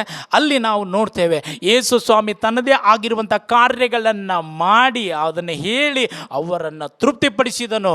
ಎಷ್ಟು ಮೇನ ಎಷ್ಟು ರೊಟ್ಟಿ ರೀ? ಹಲ್ಲೆಲೂಯಾ. ಎರಡು ರೊಟ್ಟಿ 5 ರೊಟ್ಟಿ 2 ಮೇನ. ಹಲ್ಲೆಲೂಯಾ. ಈ ಆ ಒಂದು ರೊಟ್ಟಿಯನ್ನು ಮೇನೆಗಳನ್ನು ಅಭಿವೃದ್ಧಿ ಮಾಡಿ ಹಸ್ತವನ್ನು ಚಾಚಿ ಯೇಸು ಸ್ವಾಮಿ ಕೈಗಳಲ್ಲಿ ಕೊಡುವಾಗ ಅವು ಅಭಿವೃದ್ಧಿ ಆದವರು. ಅವರೆಲ್ಲರೂ 1000 ಜನ ಊಟ ಮಾಡಿ ಸಂತೃಪ್ತಿ ಉಳ್ಳವರಾಗಿ ಮತ್ತೆ ಅವು ಉಳಿದವು ಎಂಬುದಾಗಿ ನೋಡ್ತೇವೆ. ಯಾಕಂದರೆ ದೇವರ ರಾಜ್ಯದಲ್ಲಿ ಕೊರತೆ ಇಲ್ಲ ರೀ. ದೇವರ ರಾಜ್ಯದಲ್ಲಿ ಅಭಿವೃದ್ಧಿ ಆಗುತ್ತಾ ಹೋಗುವಂಥದ್ದಾಗಿದೆ, ಅದು ಉಳಿಯುವಂಥದ್ದಾಗಿದೆ, ನಿತ್ಯ ನಿರಂತರವಾಗಿ ಅಭಿವೃದ್ಧಿ ಆಗುವಂಥ ಹೋಗುವಂಥದ್ದಾಗಿದೆ. ಹಲ್ಲೆಲೂಯಾ. ಅದಕ್ಕಾಗಿ ಅದೇ ಉಳಿದವು ಎಂಬುದಾಗಿ ದೇವರ ವಾಕ್ಯದಲ್ಲಿ ನೋಡ್ತೇವೆ. ಈ ರೀತಿಯಲ್ಲಿ ದೇವರು ಅವರ ಜೊತೆಗೆ ಇದ್ದುಕೊಂಡು ಮತ್ತು ಅನೇಕ ಸಾರಿ ಅವರ ಪರವಾಗಿ ನಿಂತುಕೊಳ್ಳುವಂಥದ್ದನ್ನು ನಾವು ನೋಡ್ತೇವೆ. ಯೇಸು ಸ್ವಾಮಿ ಅದ್ಭುತಗಳನ್ನು ಮಾಡಿದನು. ಆದರೆ ಒಂದು ಸಮಯ ಬರ್ತದೆ, ಆತನು ಹೇಳ್ತಾನೆ, ನೋಡಪ್ಪ ಎಲ್ಲರೂ ನನ್ನನ್ನು ಬಿಟ್ಟು ಹೋದರು, ಆದರೆ ನೀವು ಬಿಟ್ಟು ಹೋಗ್ತೀರಾ ಎಂಬುದಾಗಿ ಕೇಳುವಾಗ ಪೇತ್ರನು ಹೇಳ್ತಾನೆ, ಸ್ವಾಮಿ ಎಲ್ಲರೂ ಬಿಟ್ಟು ಹೋದ್ರೆ ಹೋಗಲಿ, ನಾನು ಮಾತ್ರ ಬಿಟ್ಟು ಹೋಗೋದಿಲ್ಲ, ನನ್ನ ಪ್ರಾಣ ಕೊಡೋಕೂ ರೆಡಿ ನಾನು. ಹಲ್ಲೆಲೂಯಾ. ಏನು ಬೇಕಾದ ಬರಲಿ ನೋಡೋಣ, ನನ್ನ ಪ್ರಾಣ ಕೊಡೋದಕ್ಕಾಗಿ ನಾನು ರೆಡಿ ಎಂಬುದಾಗಿ ಹೇಳ್ತಾನೆ. ಆದರೆ ಮತ್ತೊಂದು ಸಾರಿ ಹೇಳ್ತಾನೆ, ಭಾಳ ಅವಶ್ಯ ರೀ ಪೇತ್ರನಿಗೆ, ಒಳಗಡೆ ಇರುವಂಥ ಯಥಾರ್ಥವಾಗಿರುವಂಥದ್ದನ್ನು ಕಲಿಬೇಕಾಗಿರುವಂಥದ್ದು ಕಲಿಯುವುದಿಲ್ಲ. ಆದರೆ ಒಮ್ಮೆಗೆ ಆತನು ಮುಂದೆ ಬರ್ತಾನೆ, ಮಾತಾಡಿ ಬಿಡ್ತಾನೆ. ಅದಕ್ಕಾಗಿ ಸ್ವಾಮಿ ಹೇಳ್ತಾನೆ ಏನಂತಂದರೆ, ಪೇತ್ರನೇ ದುಡುಕಾಕೆ ಹೋಗಬೇಡ. ಯಾಕಂತಂದರೆ ನಿನ್ನ ವಿಷಯವಾಗಿ ಸೈತಾನ ಬಂದು ನಾನು ಕೇಳ್ಕೊಂಡನು, ಏನಂತ ಕೇಳ್ಕೊಂಡು, ಅವನು ಗೋಧಿಯಂತೆ ಒನೆಯಬೇಕೆಂಬುದಾಗಿ ನನ್ನನ್ನು ಕೇಳ್ಕೊಂಡಿದ್ದಾನೆ. ಆದರೆ ನಿನ್ನ ವಿಷಯವಾಗಿ ನಿನ್ನ ವಿಜ್ಞಾಪನೆ, ನಿನ್ನ ನಂಬಿಕೆ ಕುಂದಿಕ್ಕೆ ಹೋಗಬಾರ್ದಂತೇಳಿ ನಾನು ವಿಜ್ಞಾಪನೆ ಮಾಡಿಕೊಂಡನೆಂಬುದಾಗಿ. ಹಲ್ಲೆಲೂಯಾ. ದೇವರು ಎಷ್ಟು ಒಳ್ಳೆಯವಲ್ರಿ. ಹಲ್ಲೆಲೂಯಾ. ನಮ್ಮ ನಂಬಿಕೆ ಕಡಿಮೆ ಆಗಿದ್ದರೂ ಕೂಡ ನಮಗೋಸ್ಕರ ಪ್ರಾರ್ಥನೆ ಮಾಡ್ತಾರೆ. ಹಲ್ಲೆಲೂಯಾ. ನನ್ನ ಮಗನಿಗೆ ಇಷ್ಟೇ ನಂಬಿಕೆ ಐತೆ, ಇರಲಿ, ಅದನ್ನು ಒಂದು ಬಲಪಡಿಸೋಣ, ಅದನ್ನು ಆಶೀರ್ವಾದ ಮಾಡೋಣ, ಅವನ ಮೇಲೆ ಕೆತ್ತೋಣ ಅಂತ ಹೇಳುವಂಥದ್ದೇ ಯೇಸು ಸ್ವಾಮಿಯ ಹೃದಯವಾಗಿದೆ, ಯೇಸು ಸ್ವಾಮಿ ಪ್ರೀತಿ ಆಗಿದೆ. ಹಲ್ಲೆಲೂಯಾ. ಆ ರೀತಿಯಲ್ಲಿ ಯೇಸು ಸ್ವಾಮಿ ಆತನ ಜೊತೆಗೆ ಆತನ ಕಡಿಕೊಂಡು ನಡೆಸುವಾಗ ಇಲ್ಲಿ 12 ಮಂದಿ ಶಿಷ್ಯರು ಅವರು ಹಿಂಬಾಲಿಸುವಂಥವರಾಗಿದ್ದಾರೆ. ಇಲ್ಲಿ ನಾವು ನೋಡ್ತಾ ಇದ್ದೇವೆ, ಯೇಸು ಸ್ವಾಮಿ ಆ ಶಿಲುಬೆಯ ಮರಣವನ್ನು ಅನುಭವಿಸಿದ ಮೇಲೆ ಅಲ್ಲಿವರೆಗೆ ಅವರು ಹಿಂಬಾಲಿಸಿದರು. ಆದರೆ ಯೇಸು ಸ್ವಾಮಿ ಹಿಡಿದು ಕೊಡಲ್ಪಡುವಾಗ ಅವರು ಭಯದಿಂದ ಚದರಿ ಹೋದರು. ಅನೇಕ ಕಾರ್ಯಗಳನ್ನು ಪೇತ್ರ ಮಾಡಿದನು, ಆದರೆ ಅದೆಲ್ಲವನ್ನು ನಾವು ಹೇಳುವುದಕ್ಕೆ ಆಗುವುದಿಲ್ಲ, ಸಮಯ ಭಾಳಷ್ಟು ಆಗ್ತದೆ. ಆದರೆ ಅಲ್ಲಿ ನಾವು ನೋಡ್ತೇವೆ, ಯೇಸು ಸ್ವಾಮಿಯನ್ನು ಒಂದು ಅಲ್ಲಗಳಿದನು, ಪೇತ್ರನು ಅಲ್ಲಗಳಿದನು. ಏನಂತ ಅಲ್ಲಗಳಿದನು ರೀ? ಯೇಸು ಸ್ವಾಮಿ ಪೇತ್ರನ ಹೃದಯವನ್ನೇ ತಿಳಿದುಕೊಂಡವನಾಗಿದ್ದಾನೆ, ಅವನ ಭವಿಷ್ಯത്തിന് ಎಲ್ಲವನ್ನು ತಿಳ್ಕೊಂಡವನಾಗಿದ್ದಾನೆ. ಆತನು ಹೇಳ್ತಾ ಇದ್ದಾನೆ, ನೀನು ನನ್ನ ವಿಷಯವಾಗಿ 3 ಸಾರಿ ಅಲ್ಲಗಳಿವೆ, ನನಗೆ ಗೊತ್ತಿಲ್ಲ ಎಂಬುದಾಗಿ, ಅರಿಯನು ಎಂಬುದಾಗಿ, ಹೇಳುವೆ ಎಂಬುದಾಗಿ. ಸ್ವಾಮಿ ಅದು ಸಾಧ್ಯನೇ ಇಲ್ಲ ತಗೋ ಎಂಬುದಾಗಿ. ಆದರೆ ಆ ಸಮಯ ಬರುವಾಗ, ಆ ಪರಿಸ್ಥಿತಿಯನ್ನು ನೋಡುವಾಗ ಆತನು ಹೇಳಿದನು, ನೀನು ಅವ್ರ ಕಡೆ ಅವನ, ಯೇಸು ಸ್ವಾಮಿ ಕಡೆ ಅವನೇ ಅಂತ ಕೇಳುವಾಗ, ಅವ ಯಾರಂತ ನನಗೆ ಗೊತ್ತಿಲ್ಲ ಎಂಬುದಾಗಿ ಆತನು. ಯಾಕಂದ್ರೆ ಕೋಳಿ ಸಾಕ್ಷಿ ಆಗ್ತದೆ ರೀ. ಯೇಸು ಸ್ವಾಮಿ ಹೇಳಿದ್ದ, ಕೋಳಿ ಕೂಗುತ್ತೈತೆ ನೋಡು, ಅವಾಗ ಕೋಳಿ ಕೂಗೋದಕ್ಕಿಂತ ಮುಂಚೆ ನೀನು ಹಂಗೆ ಹೇಳ್ತಿ ಎಂಬುದಾಗಿ. ಒಂದು ವೇಳೆ ಕೋಳಿ ಕೂಗಲಿಲ್ಲ ಅಂದರೆ ಇವು ಮರೆತು ಬಿಡ್ತಿದ್ದ, ನಾ ಹೇಳಲ್ಲ ಬಿಡಪ್ಪ, ಎಲ್ಲಿ ಹೇಳಿದನು, ಸಾಕ್ಷಿ ಇರೋದು ಕೋಳಿ. ಹಲ್ಲೆಲೂಯಾ. ಅದು ಆ ರೀತಿಯಲ್ಲಿ ಆರಿಕೆ ಮಾಡಿ ಹೋದನು. ಆಮೇಲೆ ಯೇಸು ಸ್ವಾಮಿಯನ್ನು ನೋಡ್ತಾನೆ, ಪಶ್ಚಾತ್ತಾಪ ಪಡ್ತಾನೆ, ದೇವರೇ ನನ್ನನ್ನು ಕ್ಷಮಿಸು ಎಂಬುದಾಗಿ ಪೇತ್ರನು ಪಶ್ಚಾತ್ತಾಪ ಪಡ್ತಾನೆ. ಇದೆಲ್ಲ ಆಗ್ತದೆ. ಯೇಸು ಸ್ವಾಮಿ ಆತನು ನೇಮಕವಾದ ಪ್ರಕಾರ ಇಡೀ ಲೋಕದ ಪಾಪಕ್ಕೋಸ್ಕರ, ಎಲ್ಲ ಜನರ ಪಾಪದ ಪರಿಹಾರಕ್ಕೋಸ್ಕರ ಶಿಲುಬೆ ಮೇಲೆ ಪ್ರಾಣ ಕೊಡ್ತಾನೆ, ಶಿಲುಬೆಗೆ ಹಾಕಲ್ಪಡ್ತಾರೆ. ಆತನು ಸತ್ತು ಹೂನಲ್ಪಟ್ಟು 3ನೇ ದಿನದಲ್ಲಿ ಆತನು ಎದ್ದು ಬರ್ತಾನೆ. ಹಲ್ಲೆಲೂಯಾ. ಆತನು ಎದ್ದು ಬಂದಿದ್ದಾನೆ. ಆತನ ಪ್ರೀತಿಯನ್ನು ನಾವು ಇನ್ನೂ ಅನುಭವಿಸ್ತಾ ಇದ್ದೇವೆ. ಆತನ ಪ್ರೀತಿಯಿಂದ ನಾವು ರಕ್ಷಣೆ ಹೊಂದಿದ್ದೇವೆ. ಆತನ ಪ್ರೀತಿಯಿಂದ ಅನುದಿನ ನಾವು ನಡೀತಾ ಇದ್ದೇವೆ. ಆತನ ಪ್ರೀತಿಯಿಂದ ನಾವು ಪ್ರಾರ್ಥನೆ ಮಾಡ್ತಾ ಇದ್ದೇವೆ. ಹಲ್ಲೆಲೂಯಾ. ಈ ರೀತಿಯಲ್ಲಿ ಅಲ್ಲಿ ನಡೆಯಿತು. ಆಮೇಲೆ ನಾವು ನೋಡ್ತಾ ಇದ್ದೇವೆ, ಅವರು ಪೇತ್ರನು ಏನು ಮಾಡ್ತಾ ಇದ್ದಾನಂದರೆ, ಒಂದು ನಾಯಕತ್ವವನ್ನು ವಹಿಸಿಕೊಂಡು, ಯಾಕಂದರೆ ಎಲ್ಲ ಕಡೆ ಭಯ ರೀ, ಯಹೂದ್ಯರ ಭಯ. ಯೇಸು ಸ್ವಾಮಿ ಬಗ್ಗೆ ಯಾರು ಹೇಳಿದ್ರಂದ್ರೆ ಮುಗಿದೋಯ್ತು, ನಿಮ್ಮನ್ನು ಜೈಲಿಗೆ ಹಾಕ್ತೇವೆ ಎಂಬುದಾಗಿ ಹೇಳ್ತಾ ಇದ್ದಾರೆ. ಈ ಒಂದು ಸಮಯದಲ್ಲಿ ಏನು ಮಾಡ್ತಾರೆ ಅಂದರೆ, ಇವರು ಭಯದಿಂದ ತುಂಬಿಸಲ್ಪಟ್ಟು, ಇವರಿಗೆ ಎಲ್ಲ ಹೇಳಿದಾನೆ ಯೇಸು ಸ್ವಾಮಿ, ನಾನು ಸತ್ತು ಹೂನಲ್ಪಟ್ಟು 3ನೇ ದಿನದಲ್ಲಿ ಎದ್ದು ಬರುವೆನೆಂಬುದಾಗಿ 3 ಸಾರಿ ಹೇಳಿದ್ದಾನೆ. ಆದರೆ ಎಲ್ಲವನ್ನು ಮರೆತು ಬಿಟ್ರಿ, ಶಿಷ್ಯರೆಲ್ಲರೂ ಮರೆತು ಬಿಟ್ಟರು. ಇವರ ಪ್ರೀತಿ ಏನಾಯಿತು ಅಲ್ಲಿ ನಾವು ನೋಡ್ತೇವೆ. ಆಮೇಲೆ ಯೇಸು ಸ್ವಾಮಿ ಇವರು ಏನು ಮಾಡ್ತಾ ಇದ್ದಾರೆ ಅಂದರೆ, ಶಿಷ್ಯರೆಲ್ಲ ಮಾತಾಡಿಕೊಂಡು, ನಾವೆಲ್ಲ ಇನ್ನು ಮೇನಾ ಹಿಡಕ್ಕೆ ಹೋಗ್ತೇವೆ, ನೀ ಏನು ಮಾಡವ ಅಂತ ಕೆರಳುವಾಗ, ನಾವು ನಿಮ್ಮನ್ನು ಹಿಂಬಾಲಿಸ್ತೇವೆ ಅಂತ. ಯಾಕೆ 12 ಮಂದಿ ಹಿಂಬಾಲಿಸ್ಕೊತ ಹೋದ್ರಿ. ಎದಕ್ಕೆ ಹೋದ್ರಿ? ಮೇನಾ ಹಿಡ್ಯಕ್ಕೆ ಹೋದ್ರಿ. ಹಲ್ಲೆಲೂಯಾ. ಮೊದಲು ಏನು ಮಾಡ್ತಿದ್ರಿ? ಮೇನಾ ಹಿಡಿತಿದ್ರು ಮತ್ತು ಮೇನಾ ಹಿಡ್ಯಕ್ಕೆ ಹೋದ್ರಿ. ಆದ್ರೆ ಮೇನಾ ಹಿಡ್ಯಕ್ಕೆ ಹೋದ ಕೂಡಲೇ ನೋಡ್ರಿ, ಈಗ ಶುರು ಆಯ್ತು ನೋಡ್ರಿ. ಮತ್ತೆ ಏನು ಶುರುವಾಯಿತು? ಒಂದು ಮೇನಾ ಸಿಕ್ಕಲಿಲ್ಲ ರೀ. ಹಲ್ಲೆಲೂಯಾ. ಒಂದು ಮೇನಾ ಸಿಕ್ಕಲಿಲ್ಲ. ಅವಾಗನೂ ಸಿಗಲಿಲ್ಲ, ಇವಾಗನೂ ಸಿಗಲಿಲ್ಲ. ಆದರೆ ಯೇಸು ಸ್ವಾಮಿ ಅಲ್ಲಿ ದಡದಲ್ಲಿ ನಿಂತು, ಮಕ್ಕಳೇ ನಿಮಗೆ ಊಟಕ್ಕೇನು ಇಲ್ಲವಾ ಅಂತ ಕೇಳ್ತಾ ಇದ್ದಾನೆ. ಹಲ್ಲೆಲೂಯಾ. ಯೇಸು ಸ್ವಾಮಿನ ತೊರೆದರು, ಯೇಸು ಸ್ವಾಮಿನ ಬಿಟ್ಟು ಹೋದರು. ಆದರೆ ಇನ್ನೂ ಯೇಸು ಸ್ವಾಮಿ ಸತ್ತವರೊಳಗಿಂದ ಎದ್ದು ಬಂದವನಾಗಿ, ಮಕ್ಕಳೇ ನಿಮಗೆ ಊಟಕ್ಕೇನು ಇಲ್ಲವಾ ಎಂಬುದಾಗಿ ಕೇಳ್ತಾ ಇದ್ದಾನೆ. ಕೇಳುವಾಗ ಅವರಿಗೆ ಗೊತ್ತಾಗ್ತದೆ ಅವರು ಸ್ವಾಮಿಯವರವರು. ಹಲ್ಲೆಲೂಯಾ. ನೋಡ್ರಿ, ದೇವರ ಕನಿಕರ ಎಷ್ಟು ನೋಡ್ರಿ, ದೇವರ ದಯ ಎಷ್ಟು ನೋಡ್ರಿ. ಅವರ ಭವಿಷ್ಯತ್ತಿನ ಬಗ್ಗೆ ಯೋಚನೆ ಮಾಡ್ತಾ ಇದ್ದಾನೆ, ಅವರ ಹಸಿವಿನ ಬಗ್ಗೆ ಯೋಚನೆ ಮಾಡ್ತಾ ಇದ್ದಾನೆ. ಯಾಕಂದರೆ ಅವ್ರನ್ನ ಆರಿಸಿಕೊಂಡಿದ್ದಾನೆ, ಅವರನ್ನು ಬಿಡುವುದಿಲ್ಲ. ಅವರನ್ನು ಕರೆದು ತನ್ನ ಸೇವೆಗೋಸ್ಕರವಾಗಿ ಆತನು ಉಪಯೋಗ ಮಾಡ್ತಾನೆ, ಅವರನ್ನು ಬಿಡುವುದಿಲ್ಲ. ಆ ರೀತಿಯಲ್ಲಿ ಹೇಳುವಾಗ ನಾವು ನೋಡ್ತೇವೆ, ಯೇಸು ಸ್ವಾಮಿ ಆ ಸಮಯದಲ್ಲಿ ನೋಡ್ರಿ, ಯೋಹಾನ 21:1-6 ಬರೆಯಲ್ಪಟ್ಟಿದೆ. ಅಲ್ಲಿ ನಾವು ನೋಡ್ತಾ ಇದ್ದೇವೆ, ಮೀನನ್ನು ಯಾರಾದರೂ ಓದಿಕೊಳ್ಳೋಣ. ಓದಿ ನಾವು ಯೋಹಾನನ ಬರೆದ ಸುವಾರ್ತೆ 21.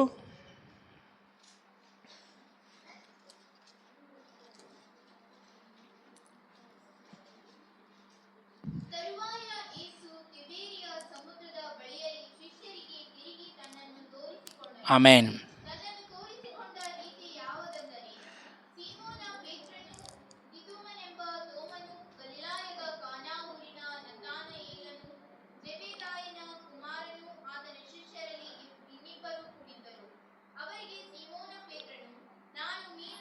ಹಾಂ ಸಾಕ್ರೆ 5ನೇ ವಚನ ಹೋದ್ರೆ 5ನೇ ವಚನ.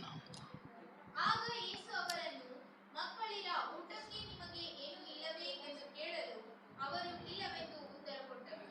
ಆತನು ಅವರಿಗೆ, ನೀವು ದೋಣಿಯ ಬಲಗಡೆಯಲ್ಲಿ ಬಲೆ ಬೀಸಿದರೆ ಸಿಕ್ಕುವುದು ಎಂದು ಹೇಳಿದನು.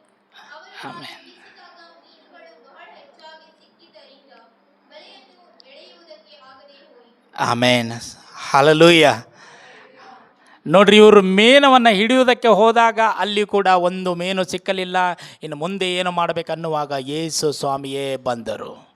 ಯೇಸು ಸ್ವಾಮಿ ಬಂದು ಹೇಳ್ತಾ ಇದ್ದಾರೆ, ನೀವು ಮತ್ತೇನು ಮಾಡಿರಿ, ಬಲಗಡೆ, ದೋಣಿಯ ಬಲಗಡೆಯಲ್ಲಿ ಬಲೆ ಬೀಸಿದರೆ ನಿಮಗೆ ಸಿಕ್ಕುತ್ತವೆ ಎಂಬುದಾಗಿ ಹೇಳಿದನು. ದೇವರು ಯಾವಾಗಿದ್ದರೂ ಮನುಷ್ಯರಿಗೆ ಒಳ್ಳೆಯದನ್ನೇ ಮಾಡುವಂಥವನಾಗಿದ್ದಾನೆ. ಆತನು ಕರೆದಿರುವಂಥವರಿಗೆ ಒಳ್ಳೆಯದನ್ನೇ ಮಾಡುವವನಾಗಿದ್ದಾನೆ. ಅವರ ಅವಶ್ಯಕತೆಗಳನ್ನು ಪೂರೈಸುವಂಥವನೇ ಆಗಿದ್ದಾನೆ ಎಂಬುದಾಗಿ ನಾವು ನೋಡ್ತೇವೆ. ಇವರು ಬಿಟ್ಟು ಹೋದರು. ಯೇಸು ಸ್ವಾಮಿ ಹೇಳಿರುವಂಥ ಎಲ್ಲ ಕಾರ್ಯಗಳನ್ನು ಬಿಟ್ಟು ಹೋದರು. ಎಂತೆಂಥ ಅದ್ಭುತಗಳನ್ನ ಮಾಡಿದ್ರು ಬಿಟ್ಟು ಹೋದರು. ಪಾಪಗಳನ್ನ ಕ್ಷಮಿಸಿದ್ರು ಇವರು ಬಿಟ್ಟು ಹೋದರು. ಆದರೆ ಯೇಸು ಸ್ವಾಮಿ ಅಲ್ಲೇ ಬಂದಿದ್ದಾನೆ. ಯಾಕಂದರೆ ಯೇಸು ಸ್ವಾಮಿ ಬಿಡುವುದಿಲ್ಲ. ಹಲ್ಲೆಲೂಯಾ. ಆತನು ಬಂದು ಆಮೇಲೆ ಅವರು ಗುರುತಿಸ್ತಾರೆ. ಅವರಿಗೆ ಊಟಕ್ಕೆ ಅಲ್ಲಿ ಸಿಕ್ಕಿರುವಂಥ ಮೇನನ್ನು ತೆಗೆದುಕೊಂಡು ಬರುವಾಗ ಅಲ್ಲಿ ಕೆಂಡದ ಮೇಲೆ ಸುಟ್ಟಂಥ ಮೇನಿನ ಅವರಿಗೆ ಊಟ ಮಾಡಿಸುವಂಥದ್ದನ್ನು ನಾವು ನೋಡ್ತೇವೆ. ಹಲ್ಲೆಲೂಯಾ. ಅವರಿಗೆ ಊಟ ಅವರಿಗೆ ಊಟ ಮಾಡಿದ ಮೇಲೆ ಯೇಸು ಸ್ವಾಮಿ ಕೇಳ್ತಾ ಇದ್ದಾನೆ, ಏನಂತ ಕೇಳ್ತಾ ಇದ್ದಾನೆ ಅಂದರೆ, ಈಗ ಆ ಪ್ರೀತಿಯಂತೆ ಇರಬಾರ್ದು. ಯಾವ ಪ್ರೀತಿಯಂತೆ? ಮೇನ ತೆಗೆದುಕೊಂಡದ್ರಿಂದ ಹಿಂಬಾಲಿಸಿದರು, ಆ ರೀತಿಯಲ್ಲಿ ಪ್ರೀತಿ ಇರಬಾರ್ದು ಅನ್ನುವಂಥ ಉದ್ದೇಶದಿಂದ ಯೇಸು ಸ್ವಾಮಿ 3 ಸಾರಿ ಕೇಳ್ತಾ ಇದ್ದಾನೆ. ಏನಂತಂದರೆ, ಪೇತ್ರನೇ, ನೀನು ಇವರೆಲ್ಲರಿಗಿಂತ ಹೆಚ್ಚಾಗಿ ನನ್ನನ್ನು ಪ್ರೀತಿಸುತ್ತೀಯ. ಹಲ್ಲೆಲೂಯಾ. ಯಾಕೆ ಯೇಸು ಸ್ವಾಮಿ ಕೇಳ್ತಾ ಇದ್ದಾನ್ರಿ? ಯಾಕೆಂದರೆ ನಿಮ್ಮ ಪ್ರೀತಿಯು ನಾನು ಹಿಡಿದು ಕೊಡುವಂಥ ಮೇನಿಗೋಸ್ಕರ ಇರುವಂಥದ್ದಲ್ಲ. ನಿಮ್ಮ ಅವಶ್ಯಕತೆಗಳಿಗೋಸ್ಕರ ನನ್ನನ್ನು ಪ್ರೀತಿ ಮಾಡೋಕ್ಕೆ ಹೋಗಬೇಡ್ರಿ. ಆದರೆ ಎಲ್ಲರಿಗಿಂತ ಹೆಚ್ಚಾಗಿ ನೀನು ನನ್ನನ್ನು ಪ್ರೀತಿ ಮಾಡುವಿಯಾ ಎಂಬುದಾಗಿ 3 ಸಾರಿ ಆತನು ಕೇಳುವಂಥದ್ದನ್ನು ನಾವು ನೋಡ್ತೇವೆ. ಹಲ್ಲೆಲೂಯಾ. 3 ಸಾರಿ ಕೇಳುವಾಗ ಪೇತ್ರನು ದುಃಖ ಪಡ್ತಾನೆ. ಏನಂತ ಪಡ್ತಾನೆ? ಸ್ವಾಮಿ, ನೀನೇ ಬಲ್ಲೆ. ಹಲ್ಲೆಲೂಯಾ. ನೀನೇ ಬಲ್ಲೆ ಅಂತ ಯಾಕೆ ಹೇಳ್ತಾ ಇದ್ದಾನೆ? ಹೇಳಿದ್ರೆ ಅಸಹ್ಯ ರೀ.